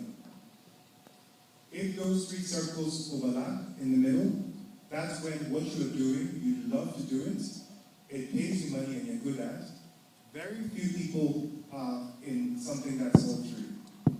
But I think that the question that you were asking about resistance is that the difference is not service to people, but service to a purpose. That is the difference. Because protocol is to human beings, and human beings are fickle. But when you have a purpose, there's something that is bigger than yourself. And it's not everything that you serve. But I was talking about serving the healthcare needs of our population. This is a situation whereby people are being moved from hospital to hospital. Every hospital is saying, no, I'm not taking you. In that situation, when you believe in a purpose, what do? You don't go into a room and say, I know what it takes. You have to understand who is in the room, and you have to understand how am I going to move my pride, my ego to one side so that the bigger purpose can be achieved. Okay. So I do not want to confuse that with protocol. Because personally, if you have your personal boundaries and you're trying to do something and someone crosses your boundary, you should be prepared to leave where you are at. But that means that you have to be good at what you do. You need to be doing something that pays. And you need to also make sure that it's something you're passionate about. You need to make a decision that sometimes what you love to do is not what's going to pay you money. And so you have to be prepared not to pursue that thing you love, because at that point in time, you need the money. I hope that helps in the 2. That's the way I see service. Hello? Is it the group? Yes, so I've got the question on the curiosity, and I've got the... How you set up the group or something. Okay. But The curiosity thing. So curiosity is not just curiosity. I think you have to be targeted, and I love what Elikem said, but you have to be targeted in your curiosity, right? So there is curiosity within the career space that you're in, right? So I started out saying, I love the math, I love coding, so my curiosity is I want to be an engineer, I want to be a software developer, and so I was building systems, right? Coding, that's where my curiosity was. So I built the skill there. I was curious about that space. Then after a while, I was like, I also love the face-to-face with the clients and understanding. So one of the big things for us is that engineers speak a language, and then business people speak a language, and there's nobody in the middle, right? I was curious about how do I bridge that gap? And so I talked to my boss at the time, and I said, can I spend a bit of a time with the consultants that are in front that talk to the customers? He was not very happy, but it was maybe 1 or 2 hours a week, right? And I would go to meetings with the consultants. And then that's how I figured out, when you're talking to clients, this is how you get, right? So there is curiosity that you can pursue within the confines of the career. So it's still relevant skills. It is just allowing you, one of the reasons why I was able to build the company that I built is that I had worked in so many different spaces. I worked as a developer, I'd worked in quality assurance and testing systems, I've worked in the front end as a consultant, I'd worked in all these spaces. So when I started a company, when people would give me stress, I said, I've worked in your role before. You're ready. I know what to do, right? So that's another way to look at the curiosity. Okay. I get the question. You just want to know how you set it up. I think, okay, maybe let me try and also, let me link that with the protocol question. Listen, people will always use networks to get ahead. Networks, it's a human thing, right? The joke is that it's God benevolence if it happens to you, but it's bad if it happens against you, right? the thing is, you need to build, just need to build your network. And it's not necessarily the high-level people you have to start with. You network with the people that you think are useful to helping you build. Right? There's a joke this weekend, because my kids are relatively young. They're going into year 1. And I went to the school on Friday, and I wore slippers, and I went to the head of primary school's office. Then I went to the head of school's office, and I went literally all the teachers, and I had conversations, because my kids are going in September. Okay. And I was saying, hey, these are their interests, this is what they like. Let me, what do you expect from us as parents? It's also networking.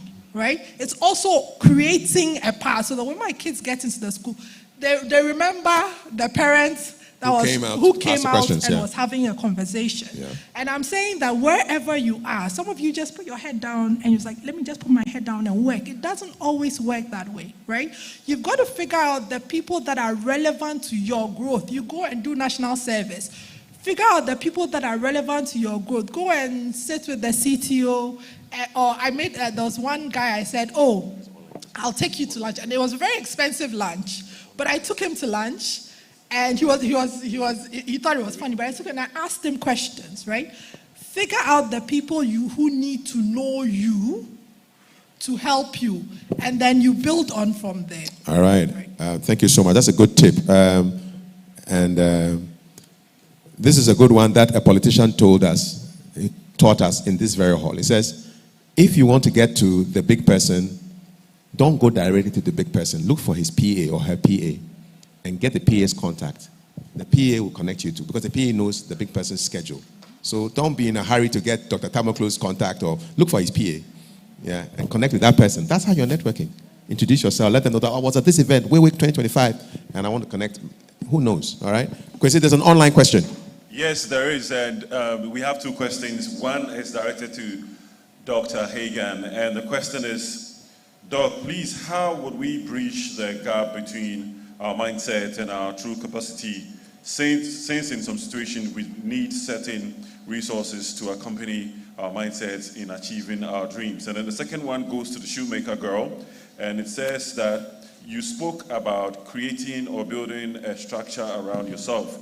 So please, I want to find out from the panel some structures that you put in place that has helped them since they got here. But I'm going to hand over to Dr. Hagan, and she's going to give us the talk, and then from there we'll go to the mindset maker girl. Mindset. Bridging the mindset. Okay, yeah. And then resources. Dr. Hagan, you have... How do you build? All right, so how do we bridge the gap between our mindset and our true capacity, since in some situations we need certain resources to accompany our mindset and also in achieving our dreams? Okay, so you don't have money, but you have a mindset and you want to get results. How do you do it? That's it. That's what it is. Ladies and gentlemen, I'm so happy that we have these panelists sharing their stories. For me, the obvious answer is a Bible verse. I can do all things through Christ who strengthens me.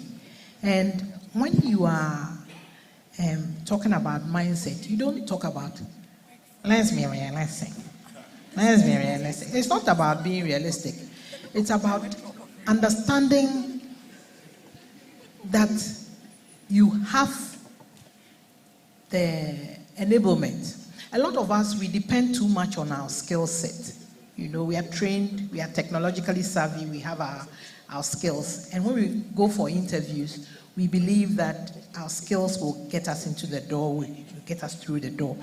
But the mindset is what makes you an achiever. I think people who do recruiting, we must get people with the right mindset to do the work we want them to do. Because it's a non-starter if you have somebody who has all the skills but who doesn't believe he's up to much.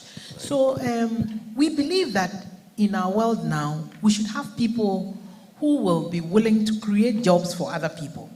And you just have to start looking at problems people have. You read the newspapers, you listen to the news, you're thinking about what problems are there to be solved, But you must have that willingness, or you should make yourself open yourself up for those opportunities and the fact that you can do more than you can do now. Right. You don't have to wait to get older. But if you don't think it is possible, you will not see the opportunities that are available. Indeed. It's as complex and as simple as that. As that. Okay. All right. So we want you to leave here thinking about a world of possibilities, that all of us, we are capable of doing more than we think we can do, and then get the nuggets that people who you don't need to make. I was just thinking about what Stella said. You don't need to start and do everything by yourself. You can choose to make mistakes on other people's turf by working with other people, and you learn on how to do business, how to do other things. And so I hope, as I take leave of you, I'll ask permission to take leave. Please, I have grandma duties, so I have to go and do grandma duties. All right, thank you so much. Thank you, I wish you all the best. Yes, we are wrapping up. So you answer your question. Shoemaker, do you remember your question? Yes, let me get the question again. It's about building structures. So how did you go about building structures? Okay, thank you. Okay, thank you. So when I realized that the business I was doing is getting bigger, I needed to work with people. You can't do it all year alone. You need to get with people. I had the right people to work with. So I'm not good in finance. So I had someone who handles finances. When it comes to we have a website and we also have our physical shop. We have someone who is so good when it comes to tech stuffs. Mm-hmm. He handles that. And I also have my part, the shoemaking, and then I bring in the brand visibility. So I don't handle costs. We have someone who handles costs. Okay. We have someone who handles emails or someone who meets people. That's a division of labor. Exactly. All right. So what's your main job? Designing Mine is to make the shoes. Okay. And also bring visibility. Okay. Because sometimes my company gets the big deal because of the shoemaker girl. How many people were involved in this, what you're wearing? Well, like 5 people. Okay. And how long did it take? An hour. 1 hour? I can go to your shop, order, go and walk around and come back, and my shoe is done. But for slippers, it can take like 30, 15 minutes. You should make your slippers. Are you serious? Yeah. 1 hour shoe? Yeah. I like that. Okay, put your hands together for her. We're wrapping up. We'll give you an opportunity to network with our speakers. So we're not taking any more calls. You will find them and you network with them right after we are done. We're so much out of time. The MC, if he had an axe and he was a bad boy, I will not be here. Say one thing. I'll put it in your closing remarks. So, shoemaker girl, what is one mold you believe this generation must break urgently? Start small. Yes. So they always want to start big, but you should start small. Start small. Thank you so much. Put your hands together for the shoemaker girl. And I'm going to Ethel. Ethel, if you were a student today, what digital tool or platform would you start using right away and why? Oh, God. If you were a student today. For what exactly? What are we trying to achieve? For whatever endeavor that you enterprise that you're trying to do. Yeah, because she used LinkedIn. LinkedIn was her thing. LinkedIn is great. Yes. Yeah. But when you're starting out, LinkedIn does not necessarily favor you. Mm-hmm. I don't know that digital tool. Mm-hmm. Okay, use LinkedIn. Yes. Build. Try and build a portfolio. Whatever you do, try and build a portfolio. Whether it's if you are in computer science, then GitHub. Right? Make sure that your projects are there. So people can see what you've done. Yes, if you're advertising, just build whichever tool you can find, build a portfolio. If you're an MC, have clips of your events. Exactly. Maybe so. All right. And then finally, what is the one mold you believe this generation should break urgently, and what bold advice would you give them for this journey? A mold. Closing remarks. Be okay with sitting in discomfort. Because I think that's one of the things I'm finding about your generation is you want to be comfortable all the time. And sometimes the great things are on the other side of the discomfort. Thank you. So. Thank you, Ethel. Thank you so much. And Dr. Tamaklo, how can students leverage technology to build a meaningful voice instead of just entertainment and challenges? All right. TikTok challenges. What's the latest one now? What's the latest one? You know, don't be shy. Well, I actually think that... I actually think that TikTok and all of these emerging technologies, the more you play around with it, the more you start to look at use cases, how you can leverage it for what you need. So you don't do it just because it's fun, but actually TikTok is a commercial vehicle, And if you understand how to leverage it, you can actually get your voice out. So I think that would be whatever tool you're doing, there are people who are finding out solutions. But I wanted to share one story about what I think this generation needs, which is my closing remark. There's someone, when you were asking the question about being curious and also around service, there's someone in my organization who I have so much respect for. I see him as a future CEO. Like my eyes are on this guy. He came in as a national service student, but every time I'd see him out of hours, he is following someone. And I sometimes do a spot check, 11 p.m. We're 24/7, 7 days a week. So sometimes I used to, when I was the CEO, I used to go in and I'd see him walking around with a duty manager. And I'm like thinking, do you not need to go home? But this is a curiosity because I was aware of this guy. I'm like, who's this guy? He then got into a job. Now, with that job, he wanted to be a duty manager. You have to have worked for 2-3 years. But he applied for the duty manager role. I'm like, I'm sorry, you need to have a bit more experience. But all of a sudden, I'm seeing him shadowing the duty manager. And he's shadowing the duty manager on his own time. We talked about this.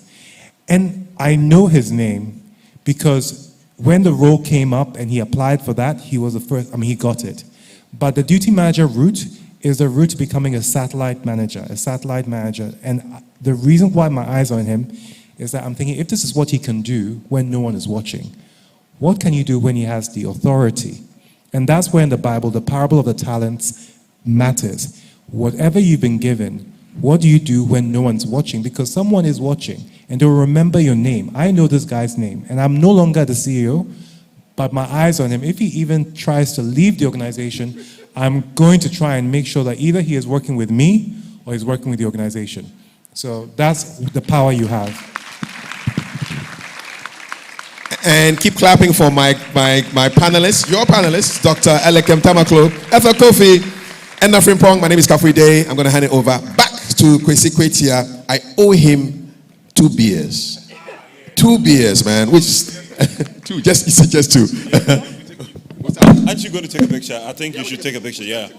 So a quick picture will do. Let's block it up so the men on both sides. Where's my phone? Everyone, say hey. Hey, wait for me, Wait for me. Wait for me. Hey, reverse the camera. Reverse the camera. 1, 2, 3.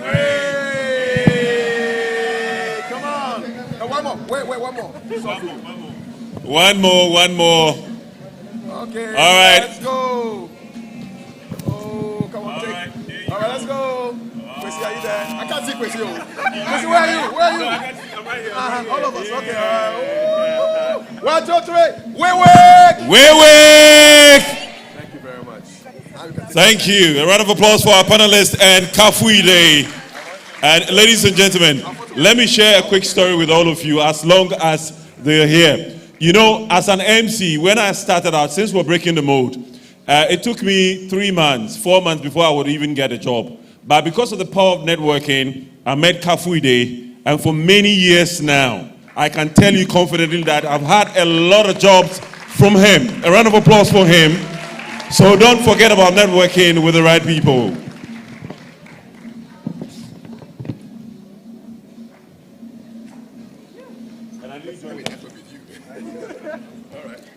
All right, so thank you.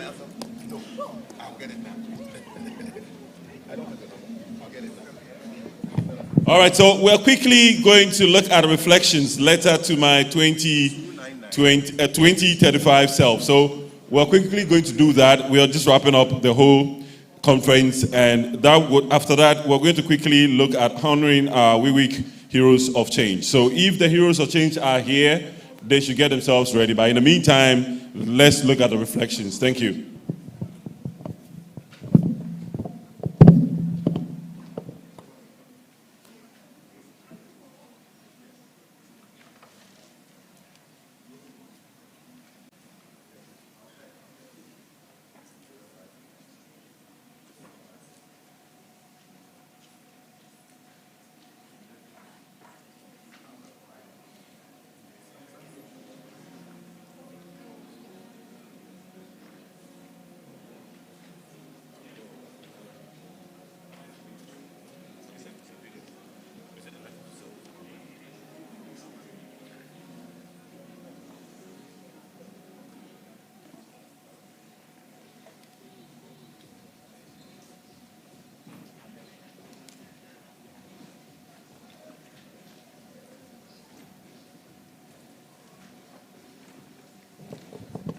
Hello.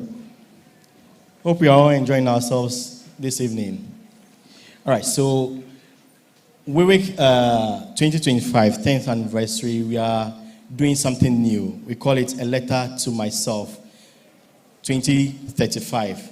10 years from now, what do you want to see yourself? Where do you want to see yourself? What do you want to see yourself doing from now, 10 years from now? So you are going to write a letter to yourself. Okay? So you email it to yourself. If you want us to be accountability partners, you copy Apex Human Consult. Are we getting it? You are writing your 10-year goal. I want to see you doing it right now. Okay? So you are writing your 10-year goal, a letter to myself. You are emailing it to yourself, from yourself to yourself. And you are copying Apex Human Consult in that email. What we want to do is that 2 years from now, we want to just pop in and say, hey, how are you going with these goals? What have you achieved so far? How is it going? That's why we want to be called accountability partners, someone to hold you to what you have said you want to do, and someone to guide you. So it's not as if we are going to examine you, but we want to be your partners in that goal. 2 years from now, 5 years from now, when we pop in, you can tell us that this is how it's going, and these are the roadblocks that I'm getting. Then we can assist. Are we good? So we want to do that right now. Thank you very much.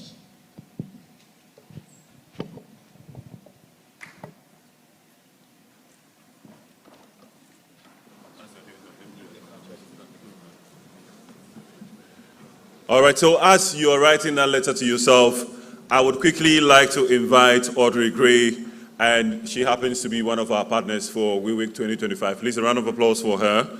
She's going to quickly speak to us, and then the cultural troupe will provide us with a little musical break, and then finally, the closing remarks will come and we'll be done here.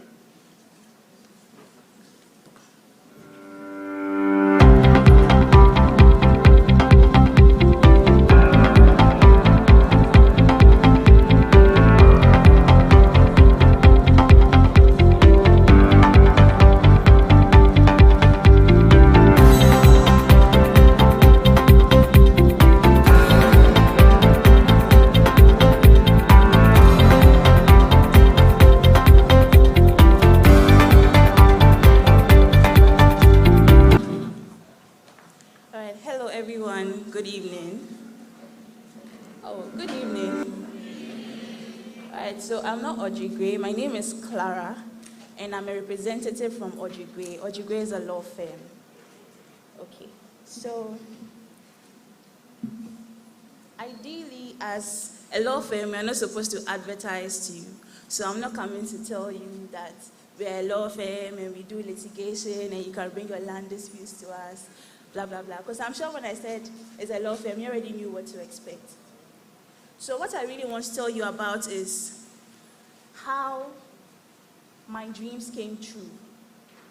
I remember when I was very little, every speech and prize giving day, you hear, oh, you are the future leaders of this country, and you'll be the ones who will make the new laws and all that. And I thought it was very inspiring, and I used to aspire to be that sort of person. And within my first year of joining Audrey Gray, I was now going to the kinds of meetings where the policies that direct business in this country were being made. And to the grace of God, by next month, I can point you to a particular law that I can tell you confidently that, all right, I can tell you confidently that I helped to draft this law. Now,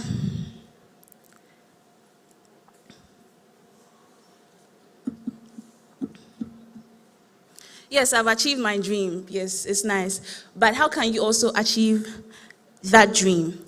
Well, it's pretty simple. You can come to Audrey Gray. As Audrey Gray, we provide solutions to our clients, but we also help people who come into the firm as employees to grow.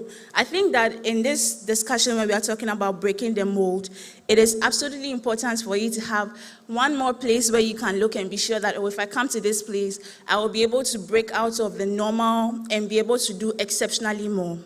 Now, at Audrey Gray, we do more than just law. So we do business recovery. This involves coming into a business, like a whole business that has been set up, and then now you are like the manager of the business and you're running it. And we do that to help businesses that are struggling. We do tax advisory, so if you want to set up your business and you want to structure it so that you're not paying all your profits as tax, we can help you to do that. And we also do a lot of thought leadership.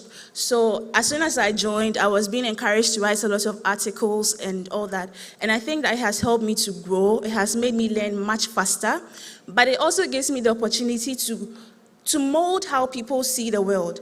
So now you're not just breaking your personal mold. When you're at Audrey Gray, you now have the opportunity to reframe how the world should see things and how specifically in Ghana, how we should look at specific areas of law and of life. So my very simple, because I'm told I don't have a lot of time, I just want to encourage you that if you think that you are exceptional, if you think that you have a lot to offer, you can come to, or you can apply to us to intern or do your national service or work full-time. We don't take just lawyers.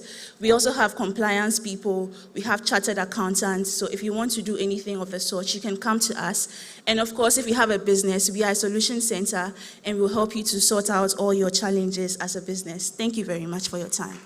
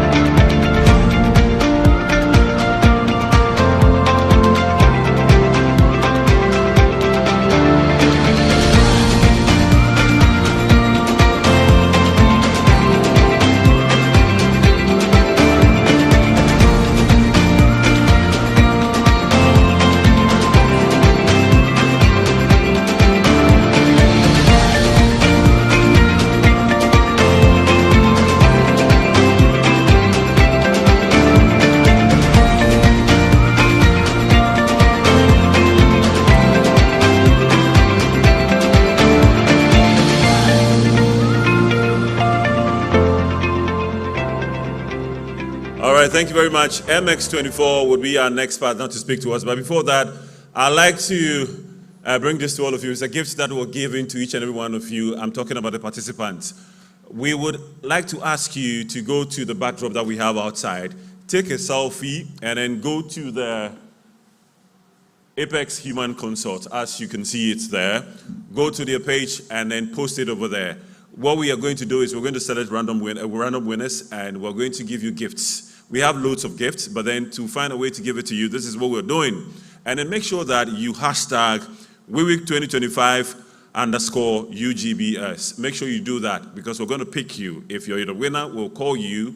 MX Human Consult is definitely going to contact you, and then we are going to give you something wonderful. Thank you very much. MX24, please, if we have the rep in the house, kindly join me here on stage as you deliver your message. Hello. All right, thank you. Thank you. We are going to invite the cultural troupe for a short performance. Please, a round of applause for them. I think being with all the models and we worked so hard for this. Balotelli, Aguero! Here leading this small city, which bills itself as Wyoming. Serious questions to the president. He's had enough. He walks out. Words have power. TV has power. My pen has power. They were taken off. Not what they're showed. 90 seconds on the Champions League trophy. Your first ever runway show is in just 5. I'm menswear. Yeah, I'm menswear. My guest tonight is a multi-platinum selling recording artist whose new album is called Rolling Papers 2. Please welcome Wiz Khalifa.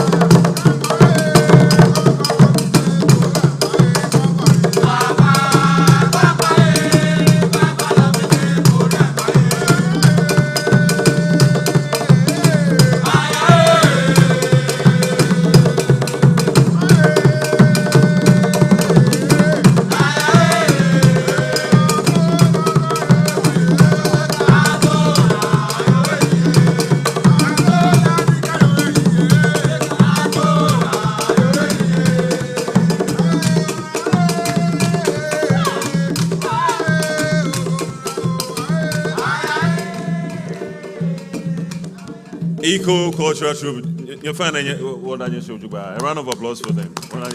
Thank you. All right, so distinguished ladies and gentlemen, once again, I would want you to do this for us. Please, once again, for the last time, when you go outside, we've got a wonderful place that has been set up for you to take selfies and pictures. Just do the selfie and send it to Apex Human Consult. That's what you're supposed to send it to. And then you hashtag WiWIK 2025 _ UGBS. We're going to pick random winners over there, and we've got a present or a gift to give to each and every one of you.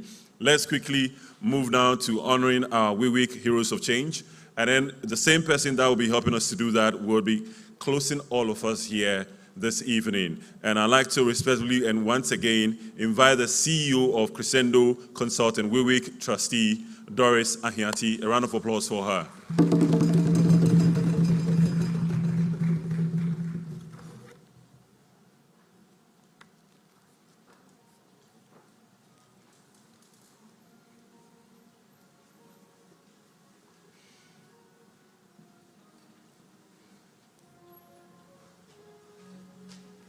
Wow, what an evening. If you like what has transpired here today, I want to hear a loud, thundering round of applause. To the conveners, all the different role players, our guest speakers, and a special one to you, yourself, for being here right now, so far into the program. We appreciate you. And want you to appreciate yourself by giving that clap to yourself. Thank you for staying and for being alert. I'll be here in no time. I'll be giving the closing remarks where I'll try to pull together some of the nuggets. I was taking notes. I was learning from everyone that came up the stage for myself. And I also knew that what I was learning would be beneficial to most of you. Now, there are many people that have contributed to what you have seen and what you have experienced today. Maybe we should be acknowledging everyone, but given that we are not able to do so, we have picked 3 people who have been outstanding. And for these 3 people, I'll be inviting them upstage one by one in turn, and we will acknowledge their exceptional contribution.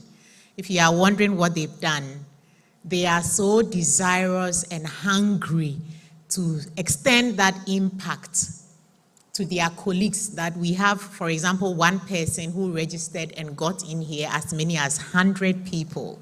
That's what I'm talking about. So when we talk about impact, and you've heard our guest speakers saying that you don't have to wait until you are older. This right here is an example of impact. Somebody sensing that this is beneficial. Let me not be the only person that is impacted by it. Let me rally more people into the room and going that extra mile, not just doing it anyhow, but going so far. So the first person I'm going to call has this written on their certificate, and it says, in recognition of your voluntary service towards the successful organization of the 10th edition of the What I Wish I Knew WiWIK conference held by Apex Human Consult in partnership with the University of Ghana Business School on the theme, Breaking the Mold, Transformation Through Personal Enterprise on June 27, 2025, Accra, Ghana. This is signed by the founder and main convener, Dr. Bernard Teria and Prince Enim Apori. And with a big round of applause, let's welcome Peter Nyako. He says I should say Peter. So Peter, this is for you.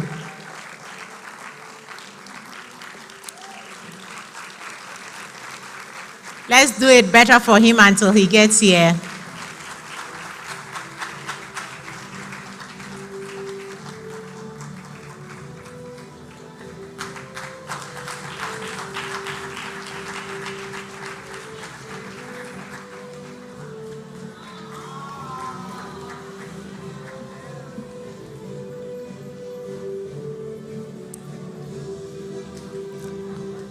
So go make a difference, be inspired, be challenged, and be provoked.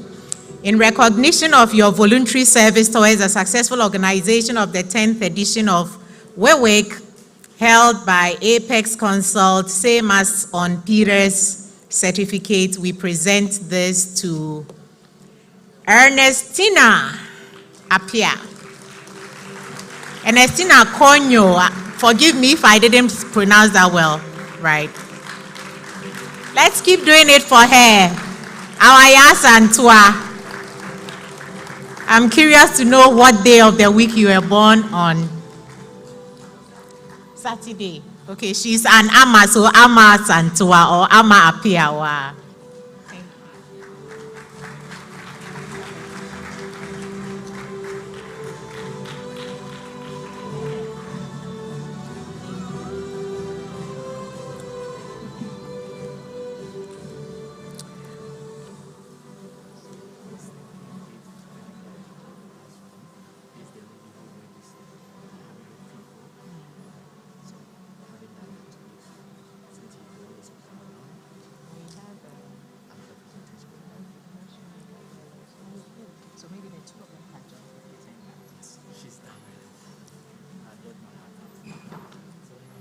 Okay, so this is a special one, and it's so huge that we are going to do it differently in anticipation of how special this one is. I would like us to clap while I welcome on stage Edna and Dr. Elikem to do the presentation. Please join me upstage. Dr. Elikem, Edna, the shoemaker girl.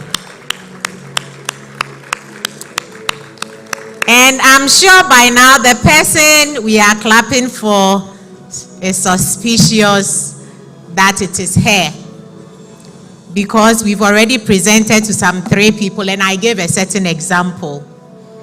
So it's my pleasure, a humbling one, to invite upstage Paulina Tudeka. Pardon me if I didn't pronounce your name well.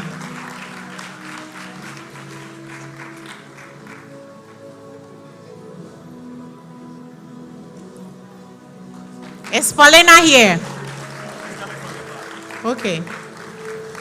Let's keep clapping for her. She's the one who registered more than 100 people. Thank you. Thank you.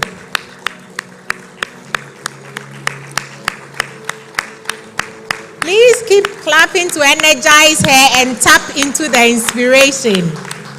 This is a surprise. Okay. You will help me with that one now. Okay.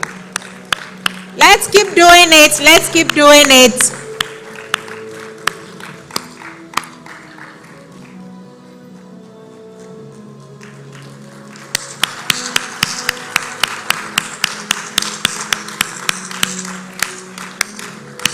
Well done.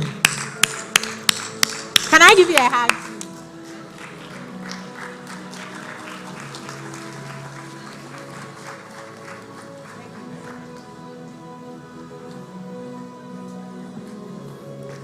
He doesn't know, right?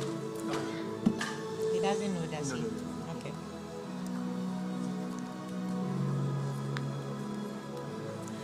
Now there's a surprise presentation. And this is what is written on the citation, which we are going to present to somebody very, very special amongst us. And the citation says, on the occasion of the 10th anniversary of What I Wish I Knew conference, we honor and celebrate your unwavering dedication, tireless sacrifices, and steadfast commitment to the WiWIK vision. Thank you for walking this journey with us. Thank you for believing, building, and staying the course. Your efforts have not gone unnoticed, and your impact will never be forgotten. This gentleman welcomed me when I was in Cape Coast. And I'm talking about a gentleman called Prince Apore.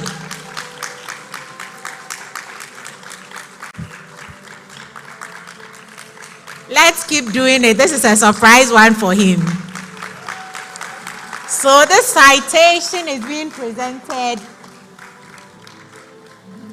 I'm sure Dr. Bernard would have been happy to be here, but we want to acknowledge your tireless contribution to WiWIK. Keep impacting.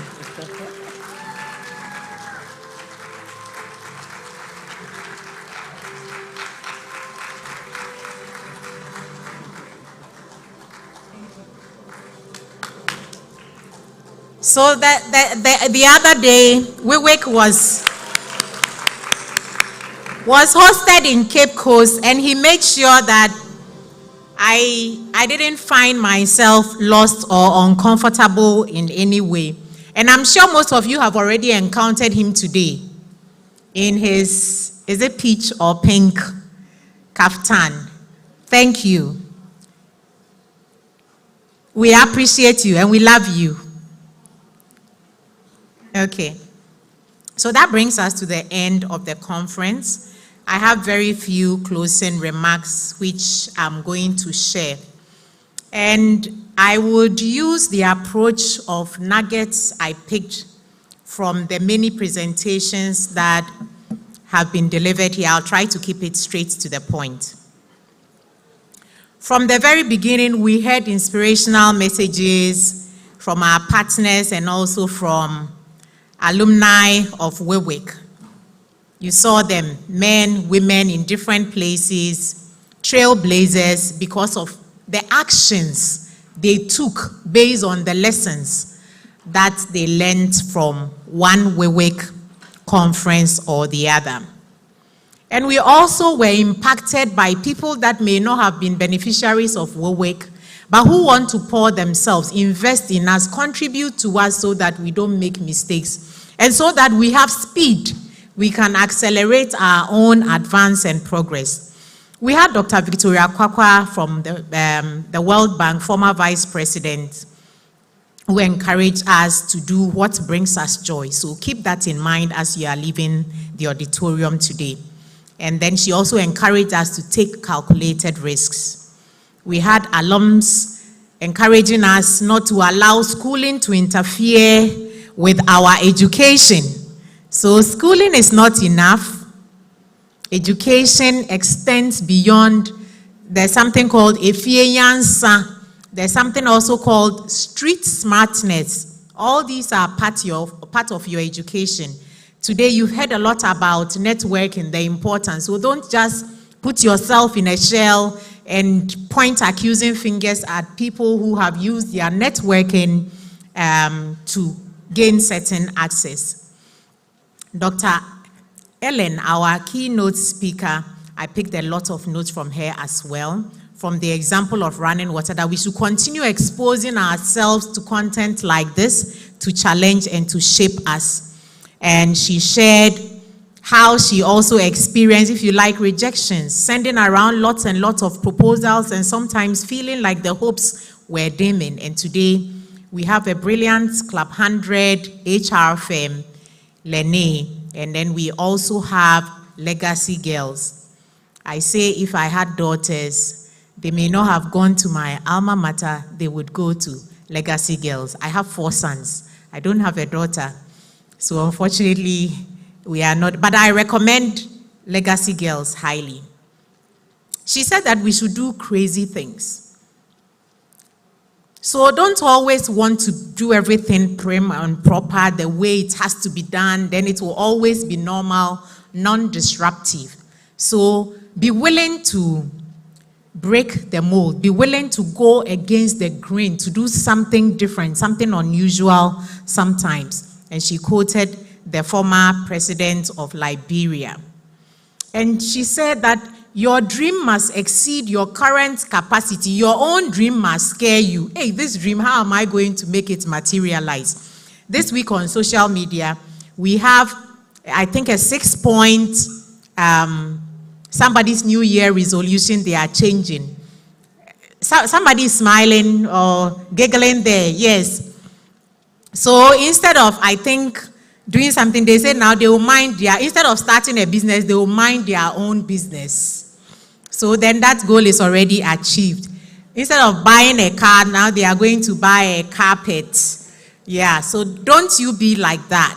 When you set your goals, go after them and achieve them. Today, Legacy Girls was honored with one of their candidates being awarded the best in general arts in the whole of Ghana by the WiWIK. She says that we should refuse to be confined. So if you are in somewhere you feel like I'm boxed in, seek to go out there and to explore.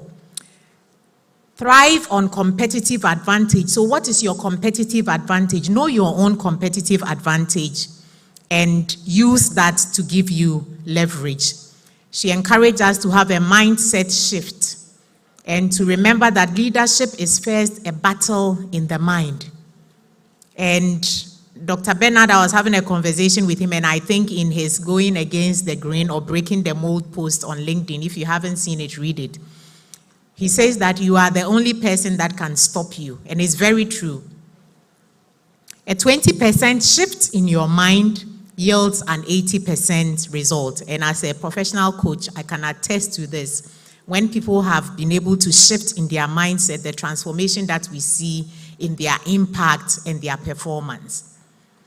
Then we watched the famous video about Suarez. That was transformational for me. It was the first time I realized the extent to which Suarez was stretching. And then I was able to compare how much that gentleman stretched for his country with what we did. And I was telling myself that maybe we cheated ourselves. Would you agree? Do you think from the video Dr. Ellen Hagan shared, Ghana may have cheated ourselves? Yeah. So if you reflect on these things, don't cheat yourself. I don't wish to cheat myself. Then she shared the architecture of leadership. Renew your mind daily. So daily reflect and get rid of some of the views, perceptions that are not helping you. And then she talks about casting a vision before we demand results. So always set out with clarity what it is you are going to achieve. So belief, that's faith. It hasn't happened yet. So don't wait for it to be realistic. Trust that it's possible. Cultivate excellence. Shoemaker girl was telling us her shoes just stand out. But if you buy it and you are using it and using it and using it and it's not getting damaged as easily, you would go back. So cultivate excellence. Also work on entrepreneurial problem solving. Seek to address a problem in your immediate community. Solve it for yourself. Dr. Ethel of Edel was sharing a bit of that, how she tried to solve a problem for herself and now it has become a huge movement across the continent. Impact fuels success. And you are encouraged to brighten the corner where you are. If you are seeking to make an impact more than yourself, if you are seeking to do something beyond yourself, what you will eat and wear and sleep, etc., it will drive you. And before you know, you have become visible and creating ripples of change and transformation like all our speakers have done. And note that we are capable of a lot more, each one of us here. Your potential is unlimited. But are you willing to break the mold so that you will create more impact? Shift your mindset and act with intention. Leverage innovation. There's a lot of technological innovation, artificial intelligence, and Edna was talking about how she used that to create learning models. What are you using it to do in an ethical way to advance your own progress? The panel also emphasized many lessons that I would not be able to go through one by one. But most of what the panel shared reinforced. You've heard me make reference to Dr. Elikem, Ellen, and Ethel, all of them with the ease. Questions came in and were responded to. Big ideas don't come from anywhere. Start with whatever idea you have. How will you know it will be big if you don't start running with it? So get on ahead with it. Work with people. So there's something we call collective intelligence. If you put 2 people, 3 people together, the level of intelligence increases. So don't think I know something, it's secret, it's just about me. If you partnered with others, if you collaborated, it will become bigger and the result from it would be more significant. One final comment I'm taking from all that we have done here, because there was a question about habits. And I realized that everybody was saying it is the habit of discipline. One of my mentors, John Maxwell, says there's a law called pain, the law of pain. And I think that's what discipline essentially means. When I do financial literacy, we still end on discipline. Discipline is uncomfortable. But if you are willing to endure, if you are willing to sacrifice that discomfort and inconvenience yourself, trust me, your impact is going to be much greater than what you have learned from all our panelists and speakers, because they have given us tips and guidelines which they probably did not have. And so I'm charging you one final time as you are leaving here on behalf of Dr. Bernard Terrier, who was not able to make it, and the entire WiWIK team. What is that mold that you need to break? And what mold are you willing to break? On that note, we say thank you to every one of you and bring the session to a close. Thank you.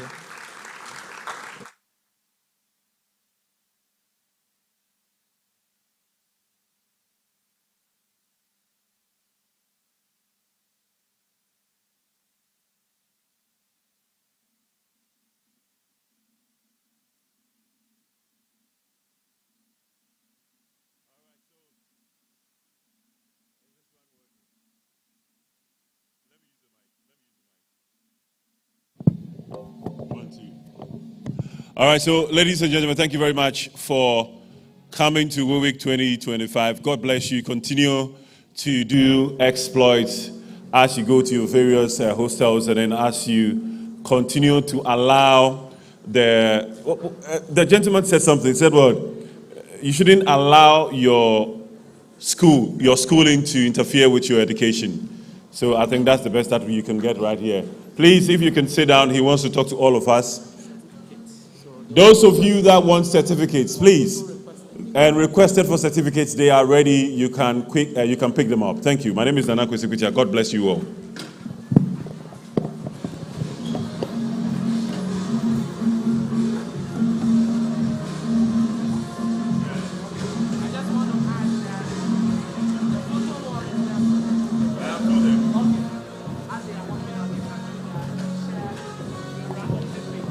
Please don't forget about the photo wall. Like I told you, we've got a photo booth for you.